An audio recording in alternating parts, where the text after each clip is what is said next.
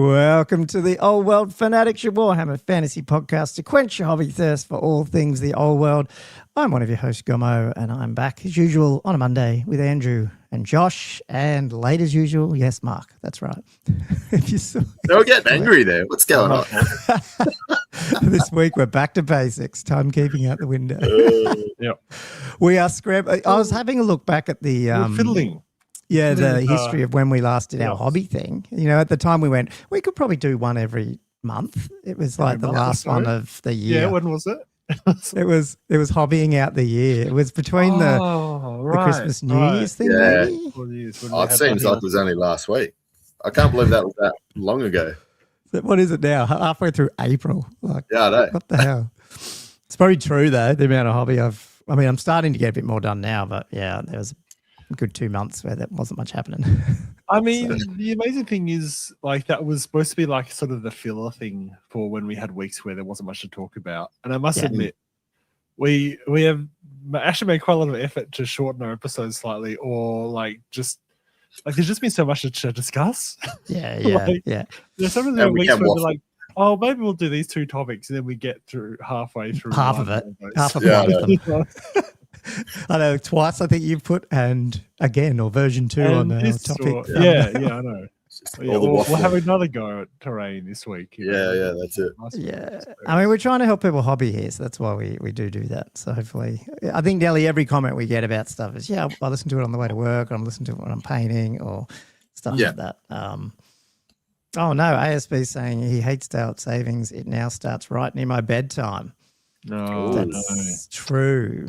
That's true. Like we hate it going off it because now we've had to stay up an extra hour later, although probably corrected now. But is ASB one of those early risers? Well, yeah, I am as well. So that's why you start becoming a zombie on Tuesday. Oh, right. So it must be 8. Does it start at 8 p.m. in Queensland? Yeah. During the summer. Oh. Yeah. Interesting. Yeah. So now we're back on normal time. You're back sync with everyone else, man. Yeah. Anyway, everyone, so as you can tell, we are waffling because we are just going to do hobby. We actually talked about trying to do hobby a couple of weeks ago, and then, as Josh said, got busy with topics. Obviously, the Renegade stuff started to drop 3 or 4 weeks ago, and then we did terrain. We wanted to squeeze the terrain in, and we missed it once, and then we finally got it in. And then we thought there's a little bit of a lull, so let's just do that and hopefully drag me back into a little bit of hobby. It is a lull, isn't it? Like, I mean, the GW stuff has been a mega lull, and then we've been riding the Renegades wave, but that's... was Val in... Did they say Val was in... I caught he went the to the of UK. something. that's right. Yeah, that's what it was, UK. He was playing in... Yes. I was going to say he had an operation, but he did, but that actually helped him get the Renegades done. So I was the wrong way around there. Yeah. Yes, you're right. He's over in the UK, or was over in the UK. Yeah. So I haven't caught up with all those cool videos, but I have to watch some of those bat reps they did. So I don't know. Have you guys seen them? Any of the Squarebase stuff? There's so much content I need to catch up on as well. Okay. I mean, I watched that episode, the most recent one. Oh, cool. Okay. Yeah. Yeah, no, I'll have to check it out. I am going to switch seats in a minute to get to my hobby because there's too much stuff in front of me here. It's annoying. So I'm going to move over in a minute. But before I do that, I will just do the usual YouTube stuff. We're obviously streaming live. So we've got a bunch of people in the chat already. So obviously, I wouldn't say mostly Aussies and UK people here by the look of it. We've got Mark's in there. We've got Ben Fells 5 as usual as well. Rolando. Nice. Maddie's here. Back to Maddie DE by the look. John's in the chat. If you got an ASB, obviously, if you guys have any hobby I know a bunch of you guys are in Australia, so I'm assuming it's a Monday afternoon, a Monday night hobby session. So definitely share it. And if you are on our Discord, what is the channel again? Old WF. Well, just look for Old World Fanatics live stream and you can dump some pics in there. We'll try and monitor it. Going to probably be a bit harder if we're painting and stuff. Yeah. so I really do appreciate that. Leave your comments, subscribe. It helps push out the feed. And a big shout out to our patrons. Many of them are right here.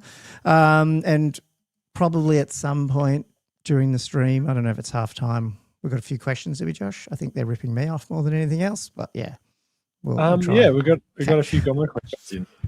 So, Ooh. oh, good.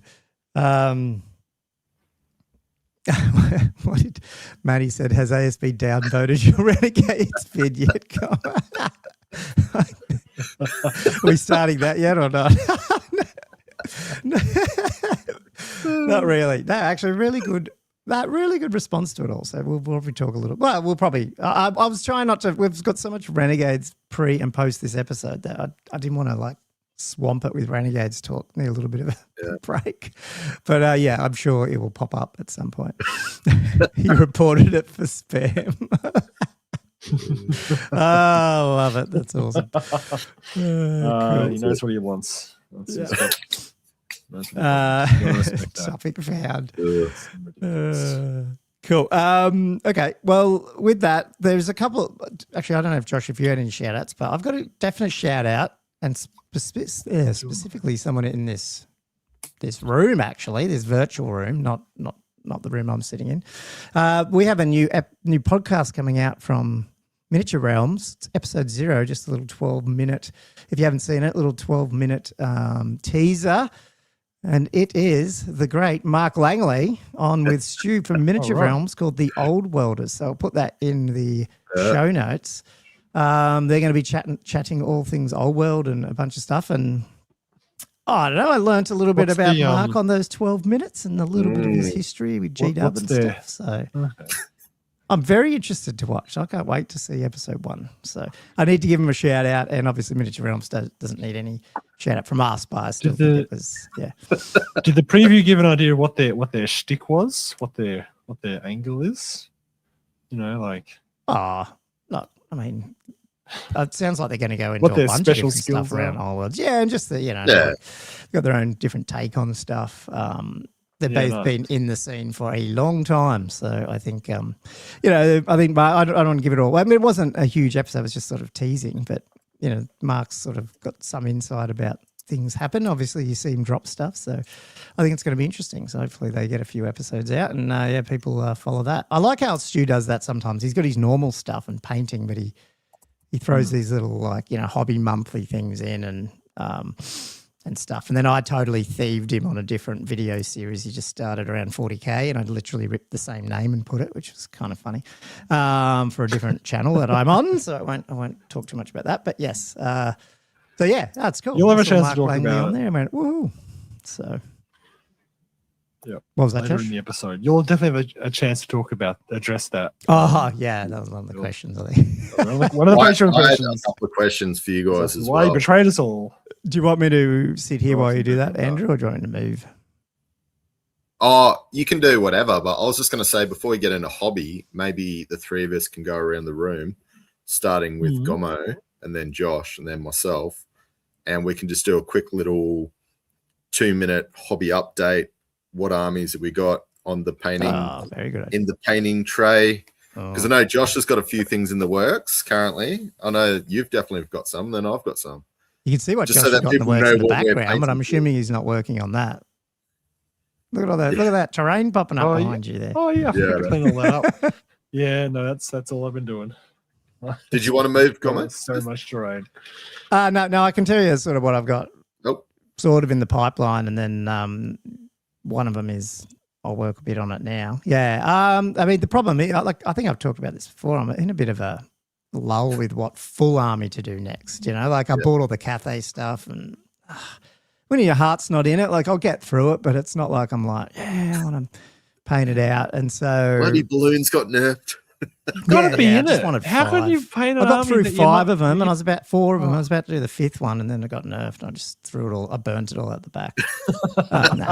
Damn you, GW.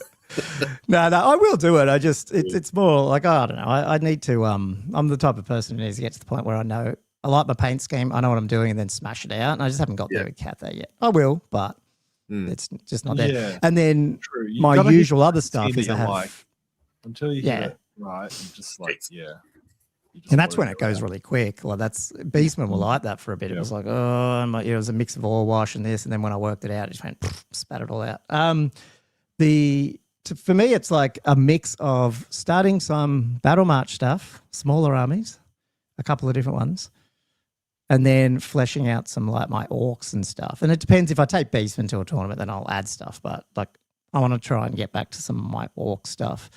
So that's fixing up some goblins, adding some more goblins, doing some orc boys.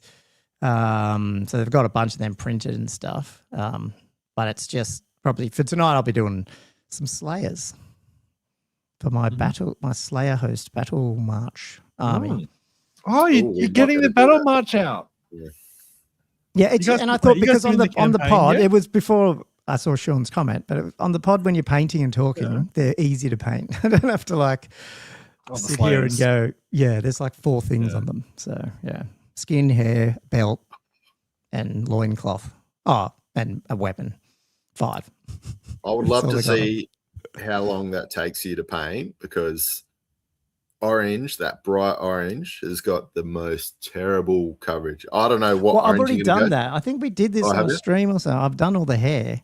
I'm actually onto the pants and stuff. No, I haven't done all of it, but I've done. I should do like 4 layers of that stupid Fire Slayer orange for it to actually. I don't use Fire Slayer orange. It's all about the undercoating, though, isn't it? I'll have a look. I'll when I move, I'll show you. But yeah, that's what I'm working on at the moment. Outside of some other projects which shall not be named, apparently, on this channel. Yeah, it's more green. It's actually got me wanting to do green.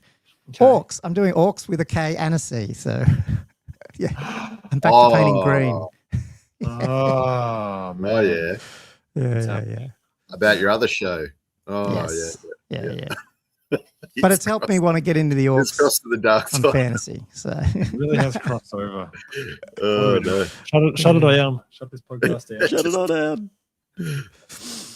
Anyway, Josh, what are you doing, Josh? I'm doing objective markers. I've been so busy doing terrain that I never really got a chance. I got to get these things done. So this is for the Blighted Harvest, and you can see these little grain markers. I haven't filled up some of these. Some of these crates I've got to fill with grain. That's what I'm going to do once I've done most of the painting. But yeah, there's I've got about 10 of them or so that I got to do. Hold down there. And that'll be what I'm working on tonight, guys. I have been doing. Are they the ones you're going to be giving away? Yeah. Cool. Yep. Yeah. So they're the ones that they pop up in 2 scenarios. In the second scenario, whoever wins the most victory points out of claiming that objective takes it home as part of the Black Arrow bounty.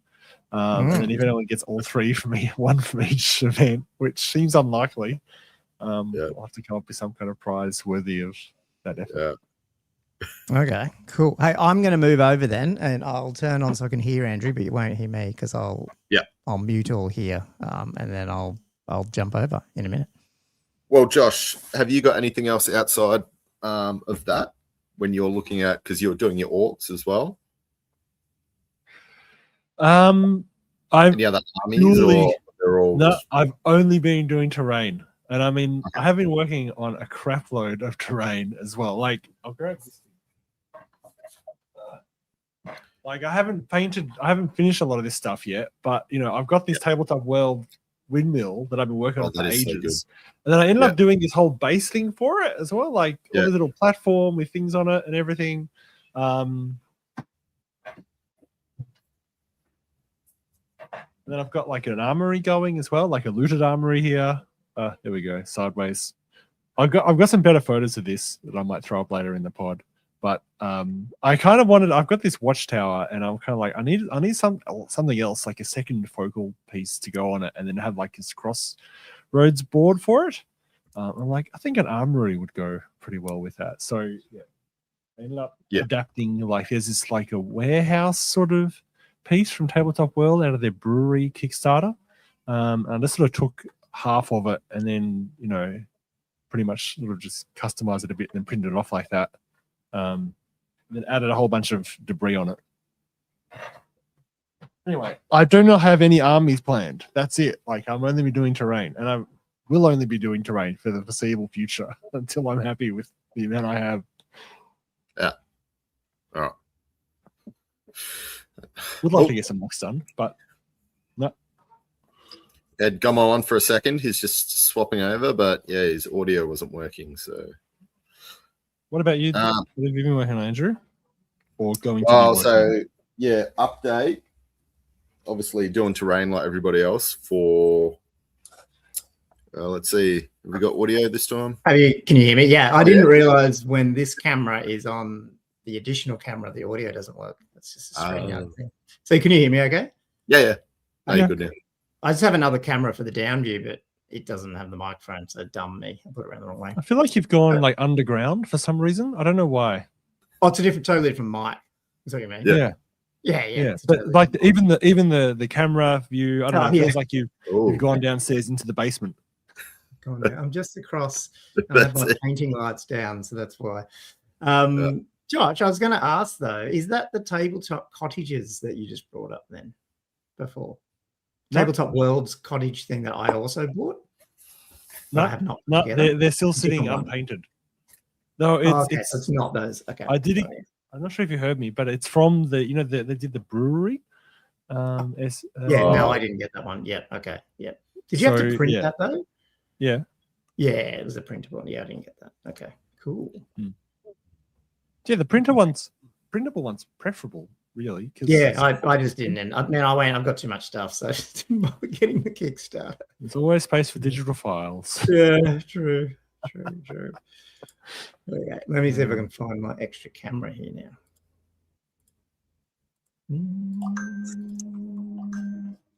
I'm back. Yeah, so this is what I'm painting. Get rid of this stuff. Oh, so should I? So I've got lots of slayers. No, there we go. I'll throw it down for now. Oh yeah, all the orange is done. Yeah. I did these ages ago, then didn't get anywhere further on them. So. You've actually done the hard bit. All you got to do is some pants and some metal weapons. They're done. So that's what they end up looking like. Like I did some test models. Nice. Got to just finish them. How did you not finish them? It's so close to being done. Oh, this is back in January or something. I don't know. I know. Sidetracked with a little project called Whole Rankings. Yeah. It's been a bit of time. It's a bit laggy though, isn't it? That camera. Oh well. Cool. That's what I'm going to be doing. And Andrew, I was saying, I don't know what you use, but I use the. What is it? Did I use that? Now I'm confused. That's cool. I don't know which one I used. That's really good, Colin. I don't know where my paints are gone.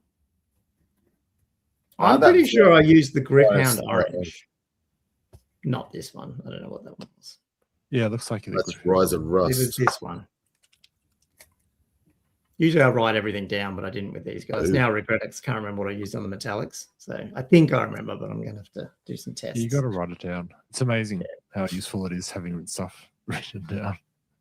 Yeah. Can I also pop up? So Angelus has put in the live stream chat what he's working on. Cathay reinforcements and a new Shijing Lord. Ooh. Oh, that looks awesome. Yeah, it's coming together nicely. What is that? Where's that coming from? I love the tail on that thing. I'm doing it on the wrong thing. And then he's got this just camera it's flashing. Nice Cathay there. Nice. I think get some paint on them. I'll say. So he's done them up. Yeah, I haven't built my ones. Hopefully they're not too bad. Cathay reinforcements. Okay. There we go. All right. I think Andrew said he's got some show and tell happening soon. Yeah, so I was going to go.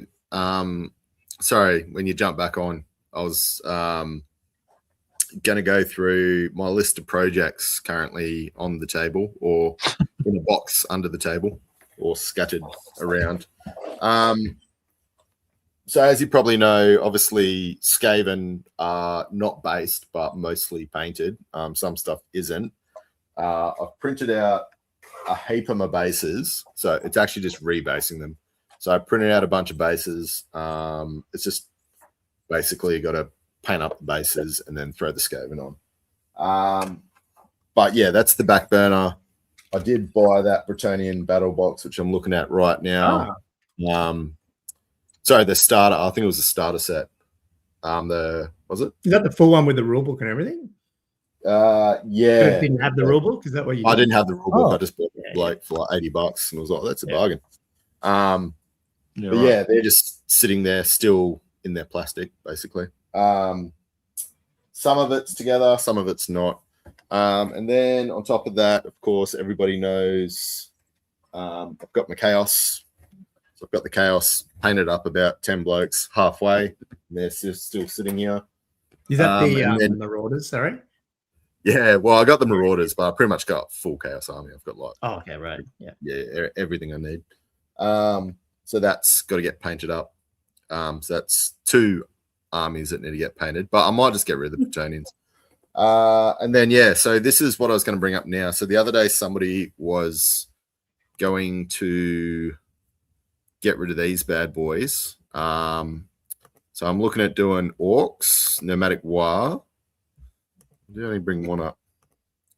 So yeah, I got these guys. I was going to see if the audience members might just want to possibly. I'm looking at oil washing these guys, but I just want to like make them pop a bit more. So maybe just give me your orc highlight recipes for how to highlight orc skin well. I was trying to go maybe like a bit of a yellow look. So whatever the audience members come up with, I'll try and replicate. And then I'll do 4 models up, oil wash them, and then hopefully get a recipe, and we'll go forward with that. So they're my current projects. Because they just came like that, were they? Like they were already pre-painted like this. Yeah, they're pre-painted, covered in dust. You know how you get like minis? Like this guy's like, I haven't played these in ages. It's like they've been like under a bed and they're just like coated in dust. And it took actually quite a bit of washing to get all the friggin' dust off because I don't know if it gets static or whatnot. But these things have been unused for ages. But I got 40 ball boys, 50 odd friggin' orc arrow boys or whatever they are. Like the savage ones. Yeah. Green cheeks. Thank you. Yeah, I don't know. I've never oil washed. If I was going to oil wash orcs, I'm just going to do like a brown black, probably mix oil wash. Yeah. But I just think like a really good. You could do like the sepia with a little bit of that green in it, if you wanted to. That's what I did with the Wyvern because it's green, and it came out okay. I don't think. So what I mean. Sometimes I wouldn't highlight it, almost do it just light and then just let the oil wash work. Although the color that, do I have it here? You know, it's like, I think it's called Ogren green in Chaos in Citadel / Warhammer Paintland. I can't remember what it is in 2 thin coats. Yeah. Okay. That's, if you mix that into green and go up, that's a really good color. Yeah. And then you can go right up to that Ogren. I think it's Ogren. You know what I'm talking about, Josh? It's like a camo color almost. Ogren camo, I think. Is that what it's called? Maybe that's what it is. Yeah. Don't you love it when you know what it is? Because like you could point the paint out. Yeah. I can't remember what it's called. Just looking at the conversion. I just looked up, and one of the few GW paints I have up on the shelf is literally Ogren camo. So it's like, oh yeah, it must be that one. Because what I like with orcs, what I've tended to do is do some like that, but then around the lips and stuff, I'll go all the way to Kislev Flash. Like I'll give them a real pink, like humany, not pink, but you could do heaps of stuff. But you're probably talking about more the raised areas, are you? Like the muscles. Yeah, I just wanted to highlight through just doing a few lines, just around the muscles, like the big ones. Because I've had a look at that's the way that GW painted it. Like they kind of got like around almost the outline of the muscle, not the top of the muscle. I did that with mine, but I don't know. That's a pretty bright green there. I was wondering if you wash down to a little dark brown green. I was thinking that. Yeah, I'm like, so much easier because with the oils, you're just like taking it off the muscles. Then Yeah. But then with the oil, you could maybe go a greeny brown instead of a black, like a dark green, dark brown mix. I really not sure and then if you really pop the bones and the teeth and stuff. Well, that's what I think you're right. Mark just said. Yeah, Mark. Mark. That's pretty neat. That's a pretty neat paint job for what it is, and I feel like he should do his work the contrast up a bit. Yeah, and you're not far off actually getting a decent tabletop quality. Well, that's that's what I thought. Yeah, because the problem I found with those miniatures, because obviously I've done a crap ton of them in 8, is because they're such large surface area muscle. Depending on how you paint it, sometimes it can come out looking a bit weird as well if you don't get it right. Yeah. It looks like you've just dabbed on these big blotches on top of muscles and stuff. So yeah. I'd imagine ogre players know all about that, when they're trying to paint stuff with such large, flabby areas. Yeah, it can be hard to highlight sometimes. The only thing I've seen, I'm not very good at it. I don't even know what you call it, highlighting, where you just got like heaps of thin paint lines, and it's hard to tell. But if you look real close, you can see all the little lines. But then if you look back, it doesn't look like it's lined. Like it kind of, I don't know what that type of highlighting is, but I find it really effective. Yeah. It probably is. I'm crap at that. You see people paint like that just with the highlight lines, and they just like keep going over and just like, man, I can't even put like dots in my eyes without them being all over the shop. So I don't even do eyes. But I do like this. So Wade was saying like a warm white sun yellow mix with the base color. So I might try that on one of them. Mark, I'll definitely try his on at least one or two.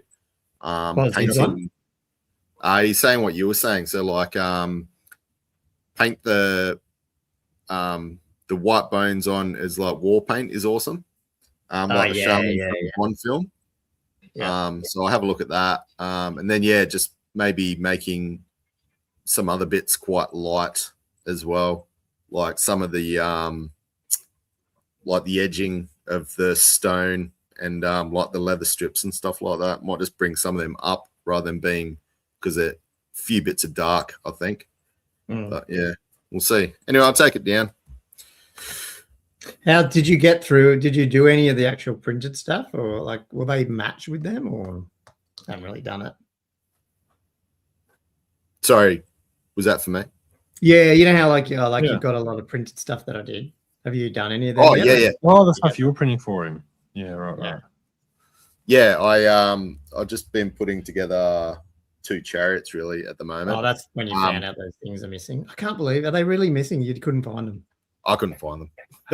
It's only those 2. Printed them. Now I'm like, obviously not. They're not there. I got a bunch of bases just turned up, which is good.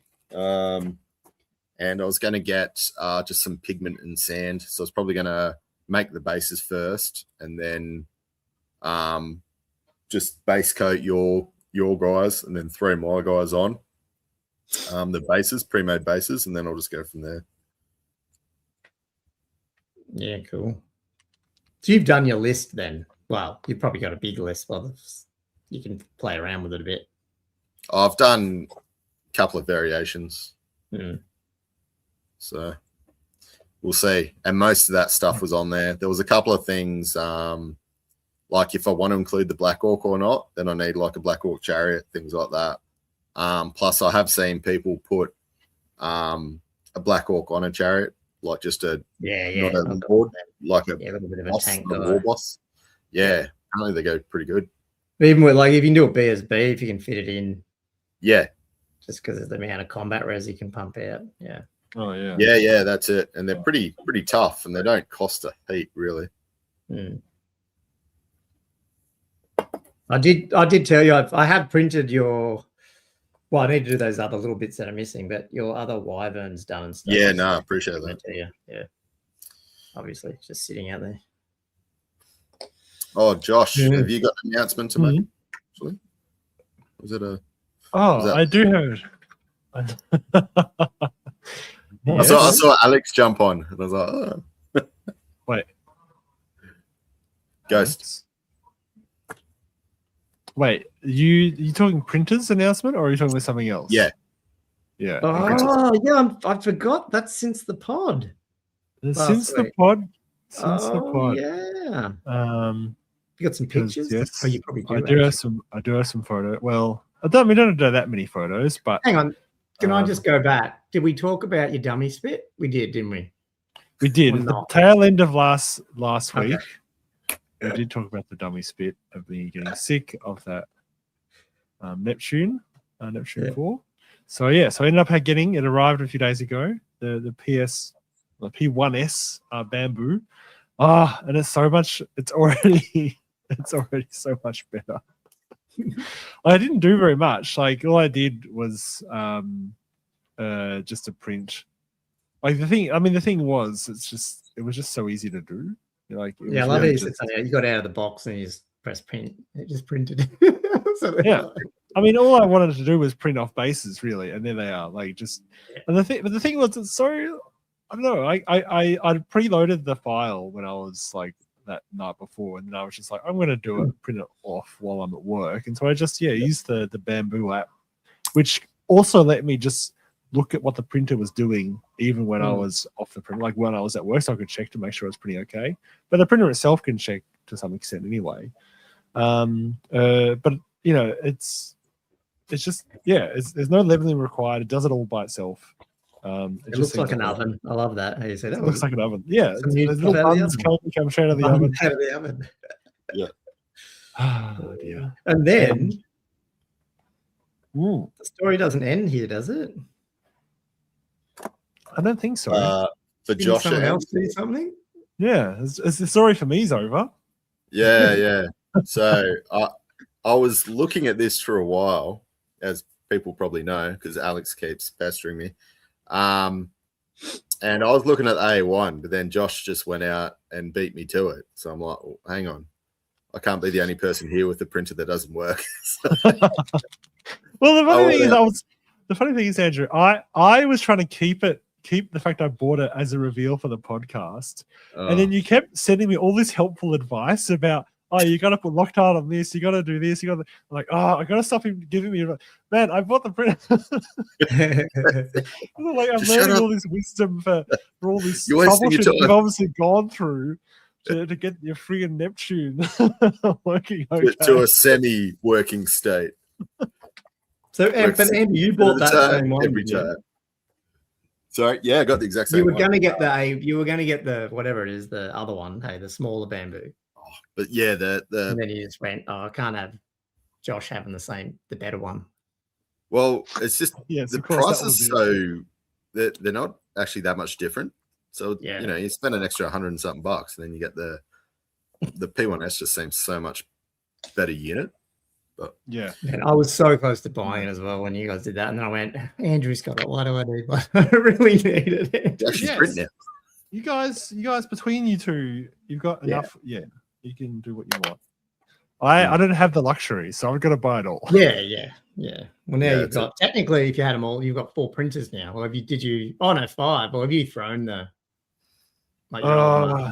Yeah. I mean, I've now got rid of the Mars 3 because I just couldn't offload it, and it was actually so encrusted in resin that it's like there's no way even I can take this for free because it's just like even the thing on the top that you lift up, it just had resin all over it. The Neptune 4 I am trying to sell again, but you know, if anyone wants to say that wants a Neptune 4, you got to keep leveling it constantly. And just don't listen to this podcast. Pass the joy forward to somebody else. I had a great time with this. I must admit, the guy that sold it to me, because I did buy it off face-to-face, I was like, why are you selling it? He's like, I'm sick of leveling this thing. I've bought a Bamboo P1S. 6 weeks later, I've gone and done the exact same thing. It's like the best upsell. Like they should actually promote selling that thing, like the other company. Because they go, you'll end up buying ours next. So we give them away to you because you can see how fucking annoying they are. That is good. Because I think my guy was sort of like telling me, like, he wasn't telling me, give me warning signs or something, but he's just like, if you don't want fails, you just got to print like super slow. It's like, you want guaranteed fails, you got to go like 30% of your speed. And then that should like just, straight up. Yeah, but no. Yeah. But no, I still get fails at 30%. Not as many, but yeah. It's like I always had this vision that FDM was easy and resin was the scary one and all that sort of stuff. And then the amount of discussion you two have had around, it's very mechanical. It's all this stuff I don't even understand. And I was like, man, it's very mechanical. The resin printer is easy compared to this. Once you know the safety part, like at least the one that I've got, because obviously I've never dealt with a manual leveler one. Well, that's the thing. You never dealt with a manual. That's what the Neptune 4 is. Like, it's still a Mars 3 thing where you're actually having to get a piece of paper out, push it under the build plate, you know, and adjust the height of the difference between the build plate and the exposure Not all device. pieces of paper are the same size, let me tell you. Yeah. And then it's like you gotta have it to tightness so that you can just pull the paper out, or you can't push the paper underneath it. Like it's all very subjective assessments. And then when you're talking about and it was bad enough with the Mars 3 where it was just all flat and you're just leveling one thing, and then the Mars the Neptune has got like 16 points, like different areas of leveling you've got to check. And it's like, God. Auto leveling. You keep talking about hot nozzles and fucking changes. I was like, what is this shit? That's easy. Yeah. I know. Anyway, I don't have time to be dealing with freaking printers. I'd rather be painting, which is what we're doing now. That's enough awesome. printer talk. That's it. So then if there's, so now I've said, like, Andrew, I might want to get bases done. Yeah. The issue is trying to find ones that I'm happy with for my Empire. Because really what I want, I'd actually do, all I would like is something that's close to if you actually did sand it with a few bits of rocks on it, and if you did it manually. That's all I want. But a set of those base toppers, because I don't want to use sand, which I could, but I just have to, it's annoying. Just go into the house and get and, you know, if it's got any other little decorative things. I haven't really found much like that, because when you go and look at the bases, they're all very themed, like, you know, skulls, forests, boardwalks. Like, it's all a bit too. Have you had a look at the ones I've often talked about?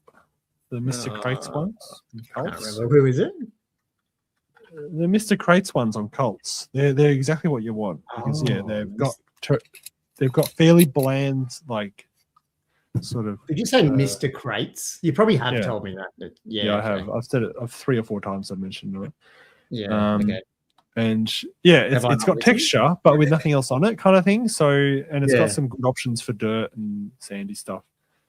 I still, all the ones that are decorative, I'm still going to print in resin. It's just the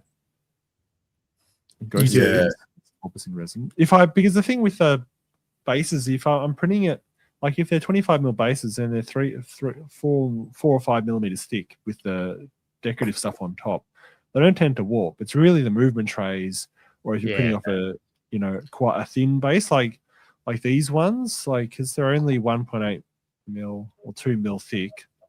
I find they're 40mm diameter, they tend to warp. Yeah. Right. Okay. So because I printed all my demon bases out just on the resin, and then I haven't really used them yet, but they seemed fine. I find with FDM bases, I'm still putting sand on it to hide the ley lines. Okay. Because a lot of the bases you're getting are quite flat, and because flat and layer lines kind of don't really work that well, it can be quite obvious. So if you got, you know, I can terrain and stuff's great, but just the bases, it's very noticeable, I found. Oh, maybe I'll check out those ones again when I remember from Josh, and then see, because it'd be good to. While I'm not like I said, while I'm not motivated to smash Cathay out, like, I'll do bits of it, and I'm sure I will get motivated at some point. I feel like just getting all my other armies up to scratch, my orcs cleaned up, even maybe get the troll horde done, like things like that, you know, just like that I've half done. Yeah. Obviously some battle march. Tidy up some, I feel like like I've said this before with these guys, once I get this, not that I'd use the Slayers in a normal dwarf army, but once I got a couple of units of Slayers and the bases are all done and they look fine, then I'll probably go, I'll go and add a unit of Hammerers. Yeah, that type of thing. Just over time, just build the dwarfs up. So, because they're all printed, they're just sitting there. It's funny how you just need a core of an army done before it all sort of just flows on after that. Yeah. I don't know where I'm going to put all these, but yeah, I just run out of room. Apparently, my oldest daughter is moving out in June, so Problem is they move back in. Yeah, I know she will. Yeah, she definitely will. Although my wife deserves a room, she probably needs a gym. So, okay, that was going to taking every other room in the house. It's just like you could go into any room and probably look under a bed or a cupboard, and there's some form of Warhammer. Oh, I wouldn't be allowed that. It's all going to be in the shed. But well, if you go to the shed, it's all territory in the shed. Come in the shed. It's like, I can't put anything in here. I'm like, yeah. You leave my shed alone. You go away. So the Reno's got lots of new areas for her to store stuff, including in the roof. There's a cool. Have you got one of those like pull down things? Gonna get one. Yeah. So in the roof we got like just we'll see if we put an actual room in there, but for the moment I've just put down a little like floor, so it's actually got flooring in there. So hopefully that should be enough, but we'll see. That's cool. Have you guys? This isn't Warhammer related, and I probably should have got pictures to if people know what I'm talking about or not. But it's sort of Warhammer. Well, it made me think of Warhammer related. So, have you guys done? I went down to Coogee for 2 nights. Oh, near Bondi. In Sydney. Oh yeah, that's right. You don't know that. And there's a bush. There's not bushwalk, like an ocean walk that you walk from between. It's like a 7-kilometer walk between Bondi and Coogee. Do you guys know that area? And did you know there's a cemetery there? Oh, God. I don't really know the area, so no, I don't know. When you sent that through, I was quite surprised, and it was pretty awesome. Like where it was. Yeah, it is bizarre, and I don't know why. It's not so much Tomb King-ish. So what I'll explain it to everyone, it's like this massive walk. You walk around like headlands, and you go through about 5 different beaches. Like it's an awesome view. And then we knew about it. They said there's the Waverley Cemetery is right on the cliffs and the water there. And in my head, I was envisioning this old little church or something with like a little plot next to it, you know. It's a friggin' mausoleum. It's this massive cemetery that is blocks long, and it's right on the ocean. And I was like, it just made me feel like not Tomb Kings. It's not Egyptian, but it is a little eerie like that. But it's like, we've given all our dead the best location in the world. Like, just looking out over this Pacific blue ocean, it was just bizarre. I just couldn't believe it. It's just surreal. And those little mausoleum-y type family vaults or something. I'm like, who owns these? Like, they've obviously been in the families for like hundreds of years or something, or maybe not hundreds, but in Australia. But yeah, it's just bizarre. Like, I don't know how much that land would be worth. Yeah. Like Eastern Sydney, right on the water. Yeah. It's just bizarre. Yeah, so it was interesting. Made me feel a little bit like, I don't know, what it must have been like in the Egyptians and stuff, just like putting their pharaohs in these massive buildings and stuff. Yeah. Did it make you feel like you want to get your Tomb Kings out? Yeah, a little bit. That's the thing. A little bit. I was like, because I'm a big Egyptian fan, and I was like, this is cool. Like, my wife's like, why do you care about this stuff? So I don't know. It's freaky that built this walking around, spending your day walking around. Well, we actually went back there at night. I mean, we have to come back here at night. Honestly, it looks like. So we rode the scooter. Let's go. So bizarre. Hey, when is the next Old Hammer? No, next weekend. No, weekend after, maybe like 2 weeks. Oh, so only that far away. Yeah, right. I can't make it to that one. I think either of you guys going? Nah. I was wanting to, but I don't think I'm going to make it. And I think all the tickets are pretty much out. John might say that or not. I don't know. But yeah, surely. I think lists are due this week. Because that's they dedicated to you, Josh. You should have come up. What? They've got like a monolith mission. I don't think I think so. Is that 4 spots left? Yeah. 4 spots left, and I think should have commissioned Josh to go. I can't remember. I looked at the pack once or something, but There's a monolith, something called monolith. John will tell us. It's called monolith something. I don't know, like the actual. I think. Oh, well, there you go. If you go to Awesome. Ola Rankings, you bring it up. But Yeah. I gotta try. Four spots left. This is Cold Combat, is it? Yeah, right. Yeah. Oh man. 4 spots left, and it's actually up to 50, I think. So that's actually more spots than. But this is the thing, like people don't. You always get a few drops, eh? So it's almost like at this point, you do just open it up to more people. And that'll be the first time you do that is when everyone turns up. Oh, there it is. Yeah, game 3, the cursed monolith. Yes. And not only that, though, the whole missions, they're all like, this is the one where you can, Cav can score and everything. Like, everything scores except for like chariots and. That is good. Yeah, he took my advice on board. Yeah, I'll take credit for that. I'll take 100% credit. That's it. Josh's rule. So yeah, no, I like that definitely. Oh, that's interesting. The cursed monolith. So what is it? 200 VPs for controlling it, with the scoring unit within 6 inches at the end of your turn. Any unit controlling the monolith suffers a -2 modifier to their leadership and cannot benefit from inspiring presence or hold your ground or have any wounds recovered. And then you got table quarters at the end of the game as well. 150 points. That's good. I like that. Yeah. That is good. Yeah. It's really good. Yeah. This is Josh's event apparently. Ironically, I am sort of eyeing the 2-dayer to come up. Oh, cool. Okay. Yeah. I am the July one. Is it July? I think it is. Yeah. Yeah, the July one. Yeah. Like I've actually already taken off the Friday before so that I've got time to fly up. I'm taking that seriously. So awesome. Yeah. Well, I am actually planning to do so. But partly because I won't be able to get to Castle Assault. So John, when you were asking about when the Castle Assault pack was going to be released. Oh, well, that's actually a Patreon question. The old hammer. Oh, yeah. I'll bring up this Patreon question. Let me just do some Patreon questions. Because we could actually explain that. So, and maybe I should actually use my own software and send a message out about that. I think so. Yeah. Because I didn't like this question, John. He asked, so where's the Castle Assault Players Pack? He needs to streamline the Old Hammer 2-day event to be a nice prep for it. I'd argue the 2-day Old Hammer shouldn't be prepped for Castle Assault. It should be its own thing, damn it. I'm going to come up for it. It needs to be for a reason. Not just a warm-up tournament, warm-up 2-dayer.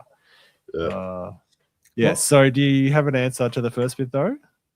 Well, we don't have a date. We're basically, what I was going to send around is that we are holding off a little bit just to see how I think you have I think we jumped on the gun because we were so excited about Castle Assault, but having that pack out so early is a bit like... Yeah, it's quite early. It's pretty early. Yeah. Given that, and unfortunately, like my ideal would be we wait until we get like a mid-year FAQ, but then that's probably might be too late, especially if it comes out like, late July or something. So I don't think that'll happen. I think we'll have to get the pack out before then, but we just wanted to hold off a little bit, especially if we see like there is a big reveal of a new faction coming or not, or just not. So that's sort of what we were doing. So we didn't actually have a full date yet, but I guess it's deliberately delayed a little bit just because we thought, well, we don't actually have to get it out yet. How far are you going to delay it? Because obviously there's more than likely going to be an FAQ in. I mean, last year was the end of June. Are you likely to wait till after that? I don't even know. No, I don't think so. I'm worried it's not. Yeah, so I think we'll have to get it out earlier than that. Yeah. And we're not delaying it specifically for that. It's just like, well, why do we have to get it out now? Let's spend a bit more time, and we're sort of doing the terrain up to see what we've got as well. Just maybe if we decide to do a monolith thing, then we'll make sure we got enough monoliths and all that sort of stuff. So I guess that's where we're at. What you're saying is you spend the next few months building monoliths for Castle Assault. Yeah. The whole Aussie scene is going to be overtaken by monoliths. Yeah, I think. Having said that, I'd love to get John's take on some of the stuff. Maybe we'll give him a preview once we get it to that point because he's such a good. I think that's what his question was really asking was, can I see the preview of the? Yeah, because I think. Black Sigil. Oh, cheers. Thank you. Oh, $6.99 Canadian. I need to. They've released a high elf bat wrap. I need to actually jump on that. It's only just come out. Looks really good. nice. They do make some pretty sweet bat wraps. Yeah, he's got some good stuff. One of his favorite channels to wake up to. Oh, I love it. I think I've got all the yellow done. I'm not sure I can put up with hearing myself drone on this early in the morning, or wherever he is. Yeah, hopefully he doesn't mind. He's coming on to expect some insight, and then it's just us chatting. Yeah, that's it. Oh well. Yeah, but how much insight do we normally provide? So I've got 2 other Patreon questions. You want me to keep? Might as well. Might as well. I'll have to do the shout outs though, won't I? Yeah. Don't waste the shout outs too early. Let's not blow that too early. It's only if you're only 50 minutes in. By the way, I've just realized all 3 of these questions are pretty much for you, for Gomo. Nice. Oh, damn it. I'll tune out. All 3 of them. Because the next one, I'm going to go in reverse order. It's Miss Junk. She asked, question for Gomo: where would you like to see Old World rankings a year from now?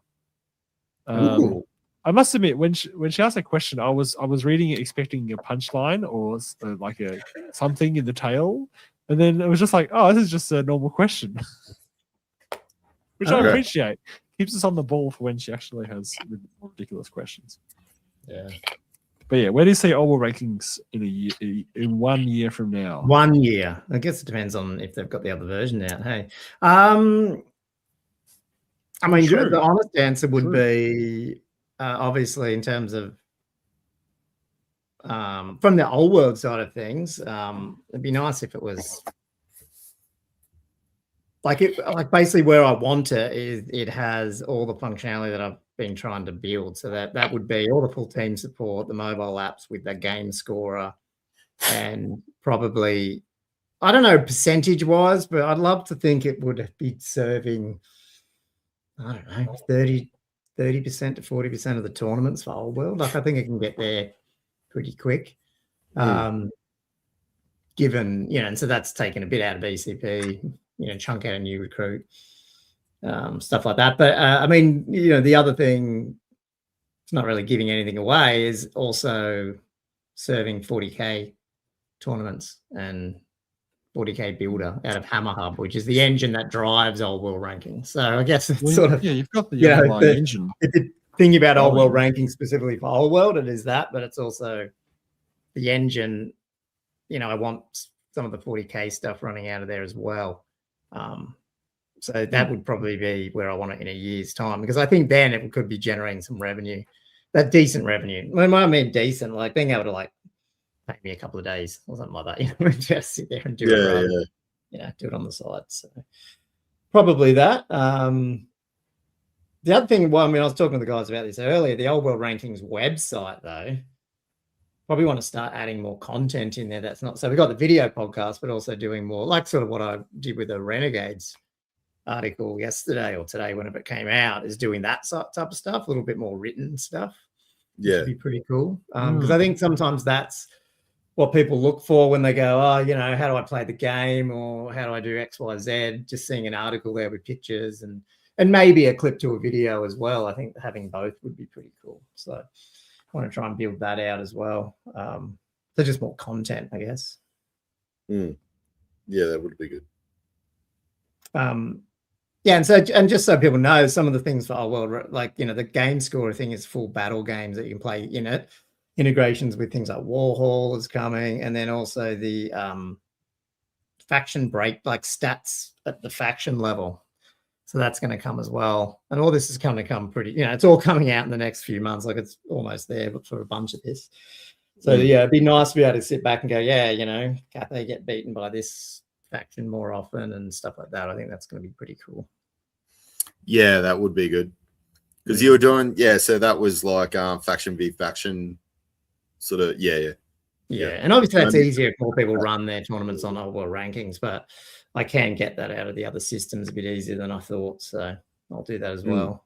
Yeah, you were saying you could access that in a way you didn't realize. Yeah, maybe you couldn't initially, because I don't pull. Well, I'm not out to pull stuff from the systems that they're charging for, because obviously it breaks terms and conditions, and I think that's slack. But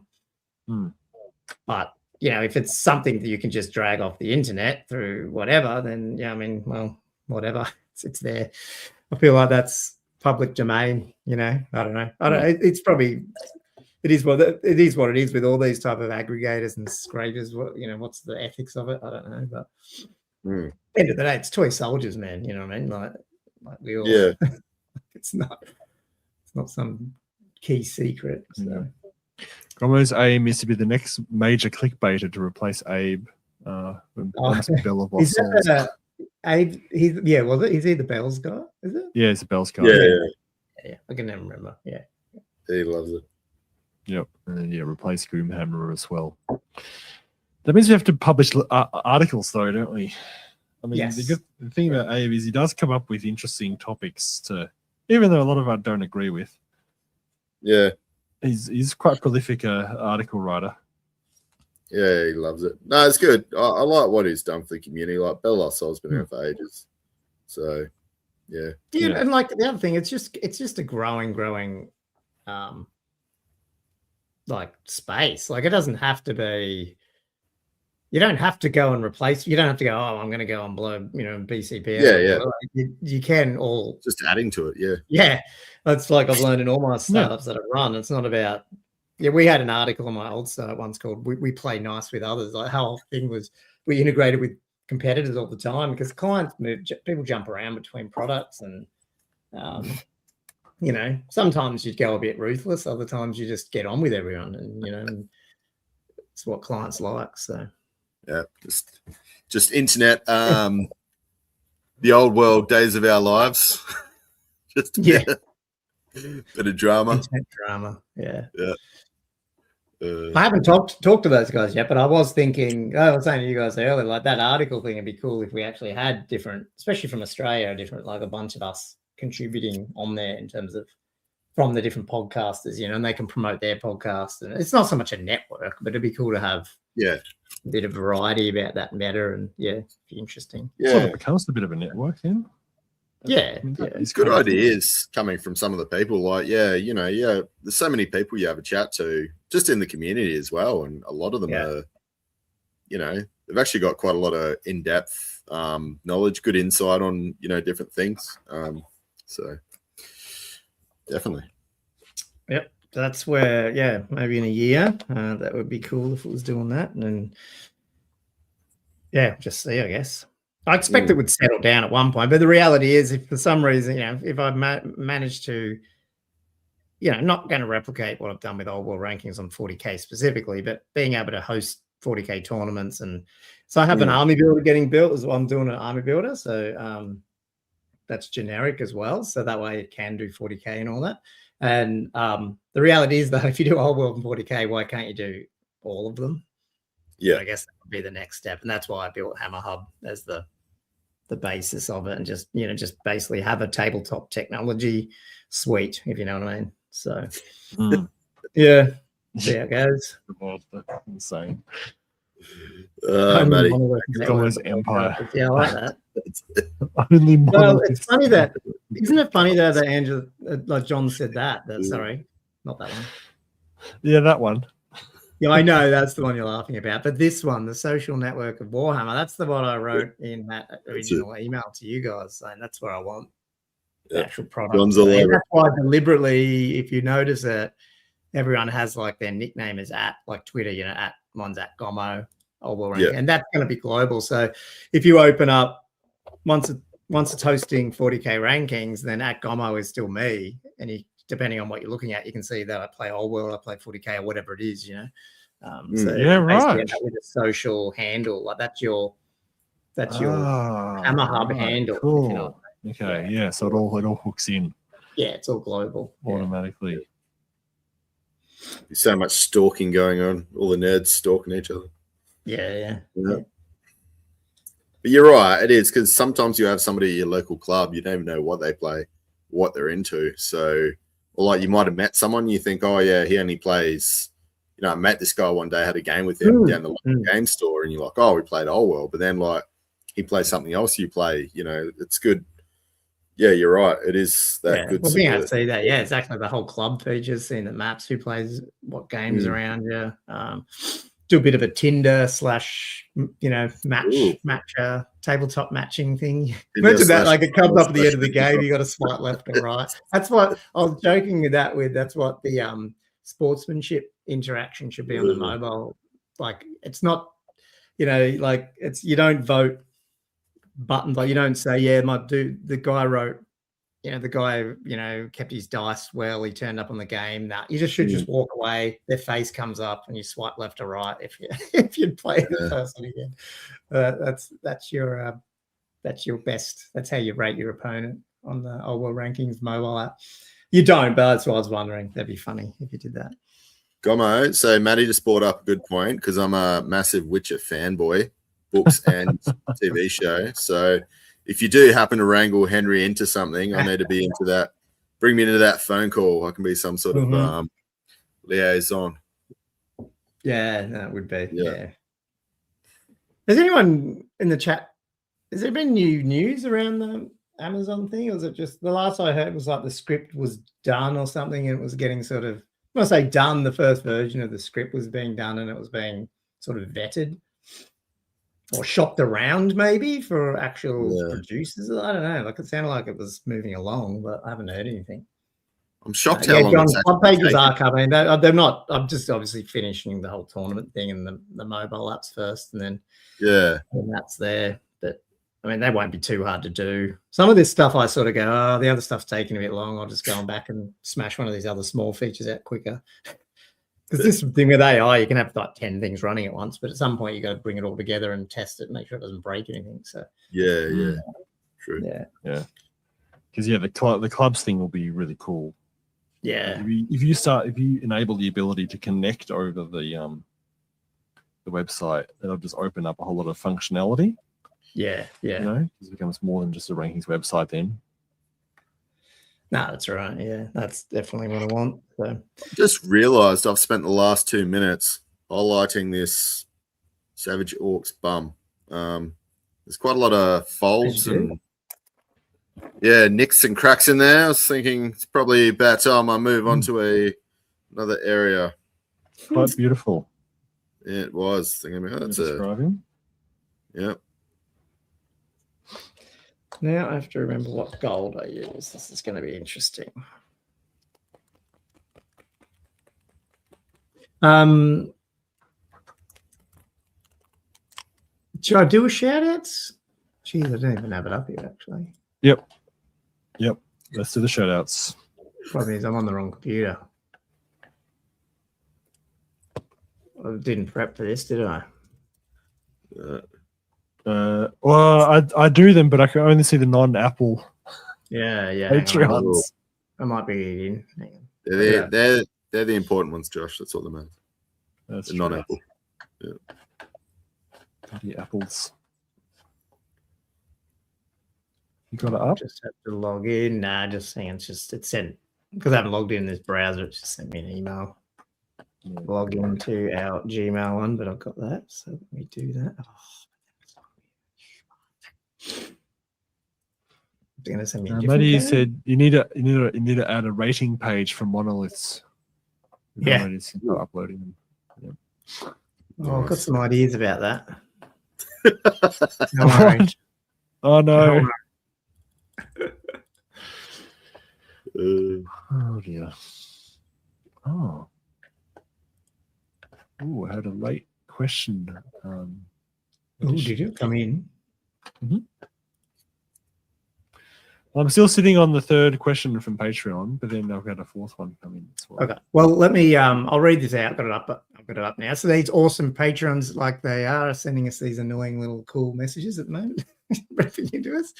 They do help us turn up all the time. So on a Monday. So thanks for that, guys. Does help. Like we said the other day, we do have a little bit of the extra money there from all that. So we're actually trying to put it towards some terrain and stuff and all that. So hopefully it will help us run more events.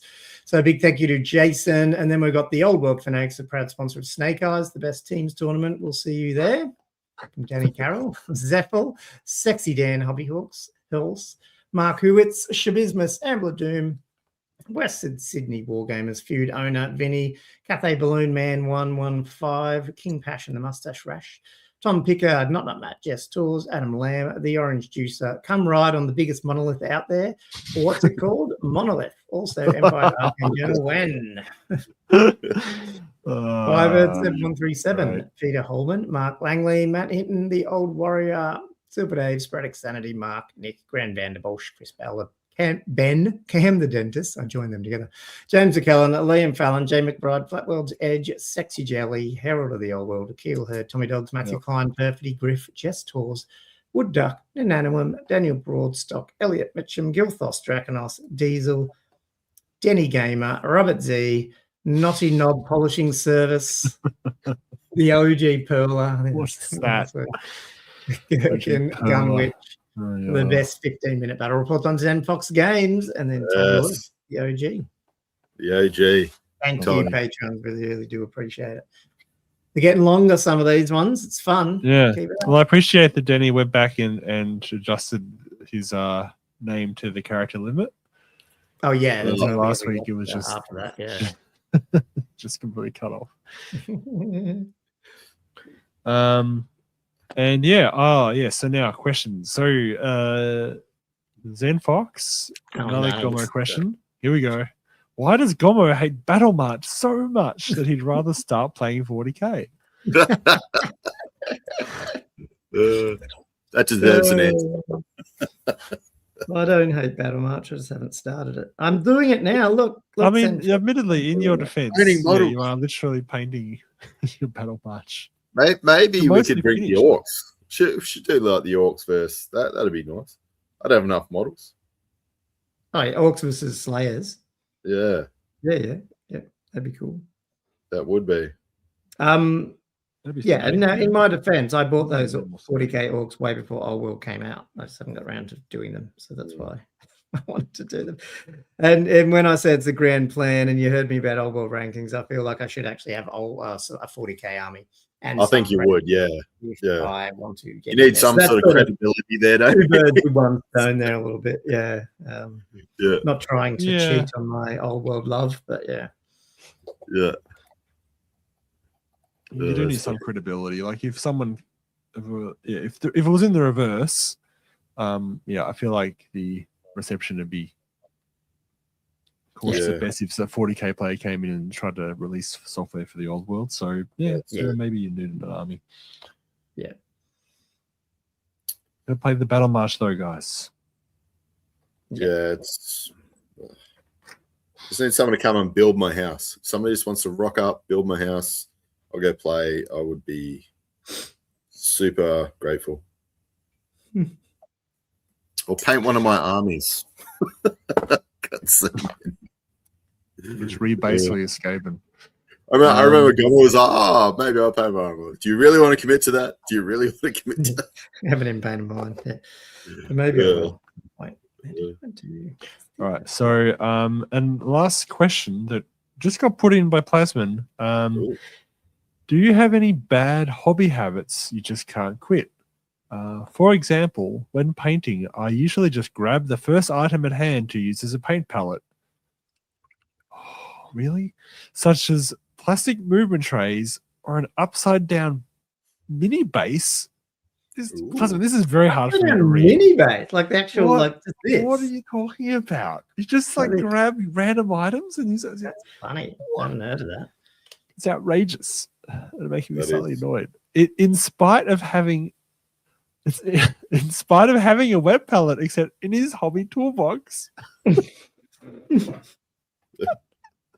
If it's stupid and it works, it's not stupid, right? Yeah, true. Well, does it work? It also means you get paint all over your movement tray or your base, or I mean, I guess we should be addressing his question rather than reacting to his absolutely ridiculous anecdote. That is a Is printing lots of terrible armies habit. and never painting them, is that a bad hobby habit or not? Yeah, I'd call that. Or just collecting a whole bunch of digital files and never printing them. Yeah. I don't know. Probably got heaps of them. I don't know. While we're talking about pellets, probably my bad habit is never emptying my wet pellet and only occasionally changing the paper towel underneath, so that I just get this sort of really funky, quite moldiness under there. Do you put detergent in yours at all? No. Oh, okay. I put a little bit of detergent in mine. That's What does that supposed do? to kill the bacteria. So, like, you're down in the wet palette part, like just in here's got a little dab of dishwasher detergent. Oh, okay. Yeah, Couldn't you just I guess put I in could ISO or something? Or alcohol? Because does detergent actually kill germs? I thought it was just like Might not. It might be grease. Does it? Might I not. thought it was just for grease. Maybe it's soap you're supposed to put in there. It does make it hard for the bacteria to live in because it's a surfactant. Josh would know. He would do some sort of. I think I'm not sure it'd stop the fungus from growing. I mean, the alcohol would evaporate, I guess. Yeah, so that's something I think. Yeah. But as you can see, I mean, it still gets stuff on it, but I did clean mine just before starting this. I guess I could put a few drops of chlorhexidine in there, or iodine. Isn't this what did you do the other day with that? Oh god, it just blew out. I must be cheap with my wet palette. I just use kitchen paper. Must be like, oh yeah, it works every time I do it. That's how I do it. Oh wait, yeah, because have you got? Because I just use paper towel and then just the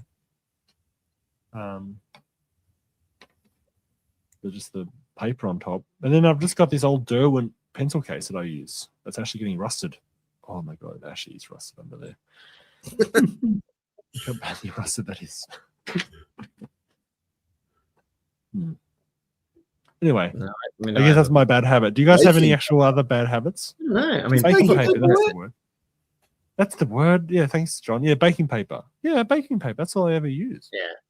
So I found the water slowly comes through, does it?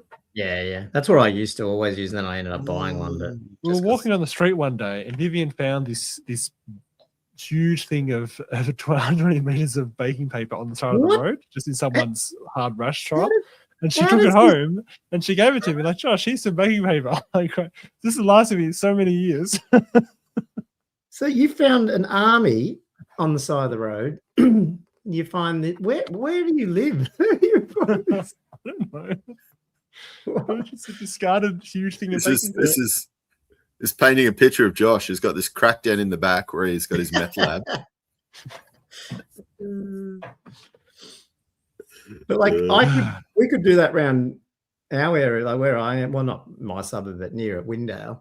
But you're not going to get useful stuff that's hanging around on the street. It's usually like I literally did some like clean up myself. Like we walked to the lake through this bush bit across this road, and I don't know. I think something fell out of someone's car, but I don't know. Hopefully it wasn't not just littering, but it was like a big sack stuff of just rubbish, but then like it had food in there too, like KFC like buckets with half chicken in it. It just went everywhere.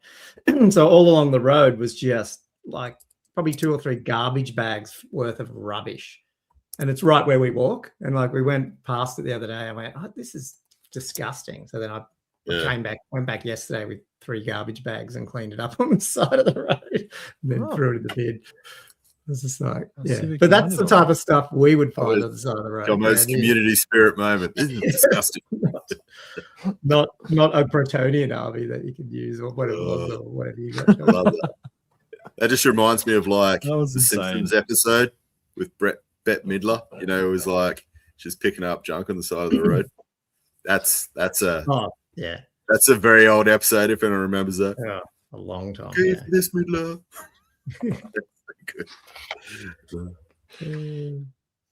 Yeah, I still can't believe I found that. As a 13-year-old, that was an incredible find. I mean, that's what you probably dream of. And like Like that's what you do dream of back then because you didn't have the money.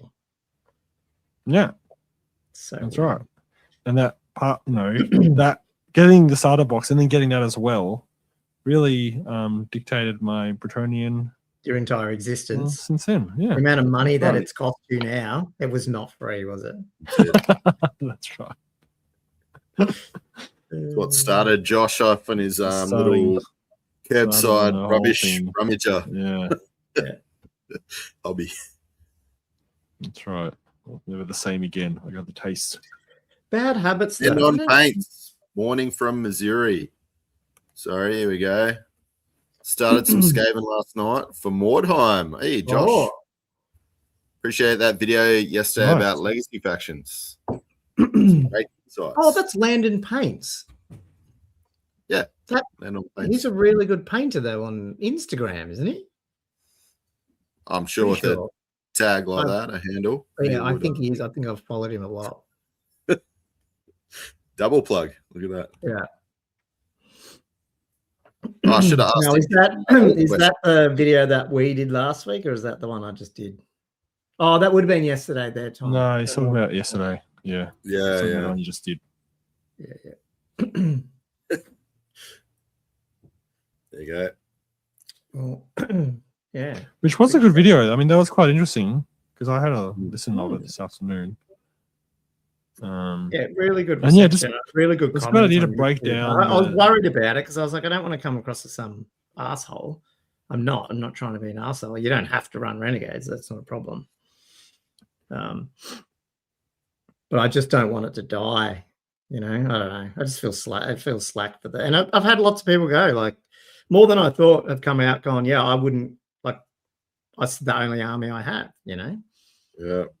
And they're the people that Valve did it for. I'm like, yeah, well, that's cool.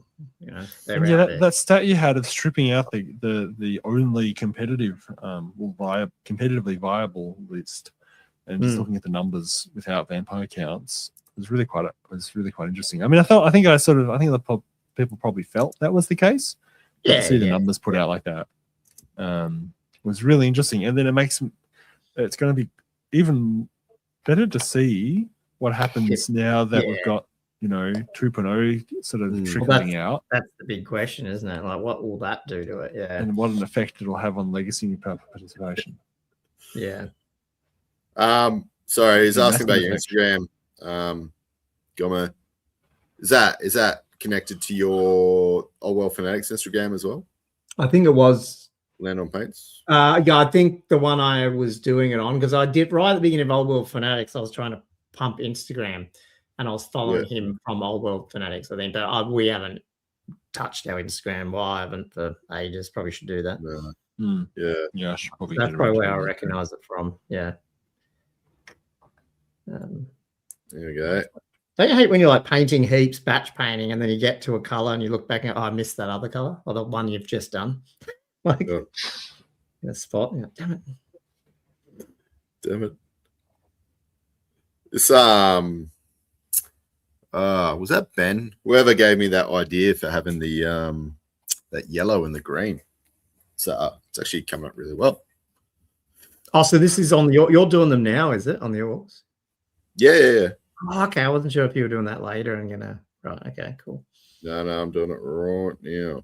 I'm gonna because I'm keen to watch these guys, see how they come out. I do like your orcs, but Gomo, I was gonna look into maybe steal your idea. You had like that pinky purple lip, I think it was, or was it the tongue? It just popped a lot. Which orc the other day? Tongue? What are you guys talking about? With Gomo's, he was talking before about his orcs. How he just how he highlights them. Gomo's got a couple of really good. I think is it Grimgore Ironhide or something? It was like really, really good. I think he had is that with the human head and he's like yelling, I think. Oh, nice. Well, no, my Black Orcs would be different. He really popped. Just because you know how like orcs, a big part of their body is their head, and they've got such a big. They're quite disproportionately beheaded. Yeah. Well-known trait. Yeah, and their heads are usually you know, not hidden behind stuff like they're usually like yelling or screaming, or like it's like almost a centerpiece of the model is like these big weapons, this big body, and then you got this big sort of like, you know, I wouldn't say cartoonish head, but you know what I mean? Like it's quite a dynamic pose. Are you talking about like this guy? Yes. Yeah, that looks very bright on there. He's not that bright. Yeah, that's a different green. That's this is old school. This is old school layer painting. Oh. Yeah. Like that's like a real dark green and then highlighted up. Like I've done multiple layers on that. And you can't, sorry, it's shit. I was gonna say you can't. Yeah. Can you shoot me a picture of that later? Just his face.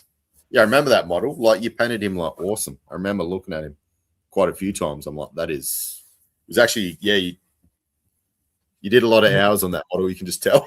Yeah, like he's sort of the old school way of like I wouldn't paint like that now almost. I mean, like it's too, I don't know. You can tell, but I still think you can tell like too time. Even if you take a picture, it looks worse, I reckon. It's funny, eh? You just want to take a photo from like 4 feet away.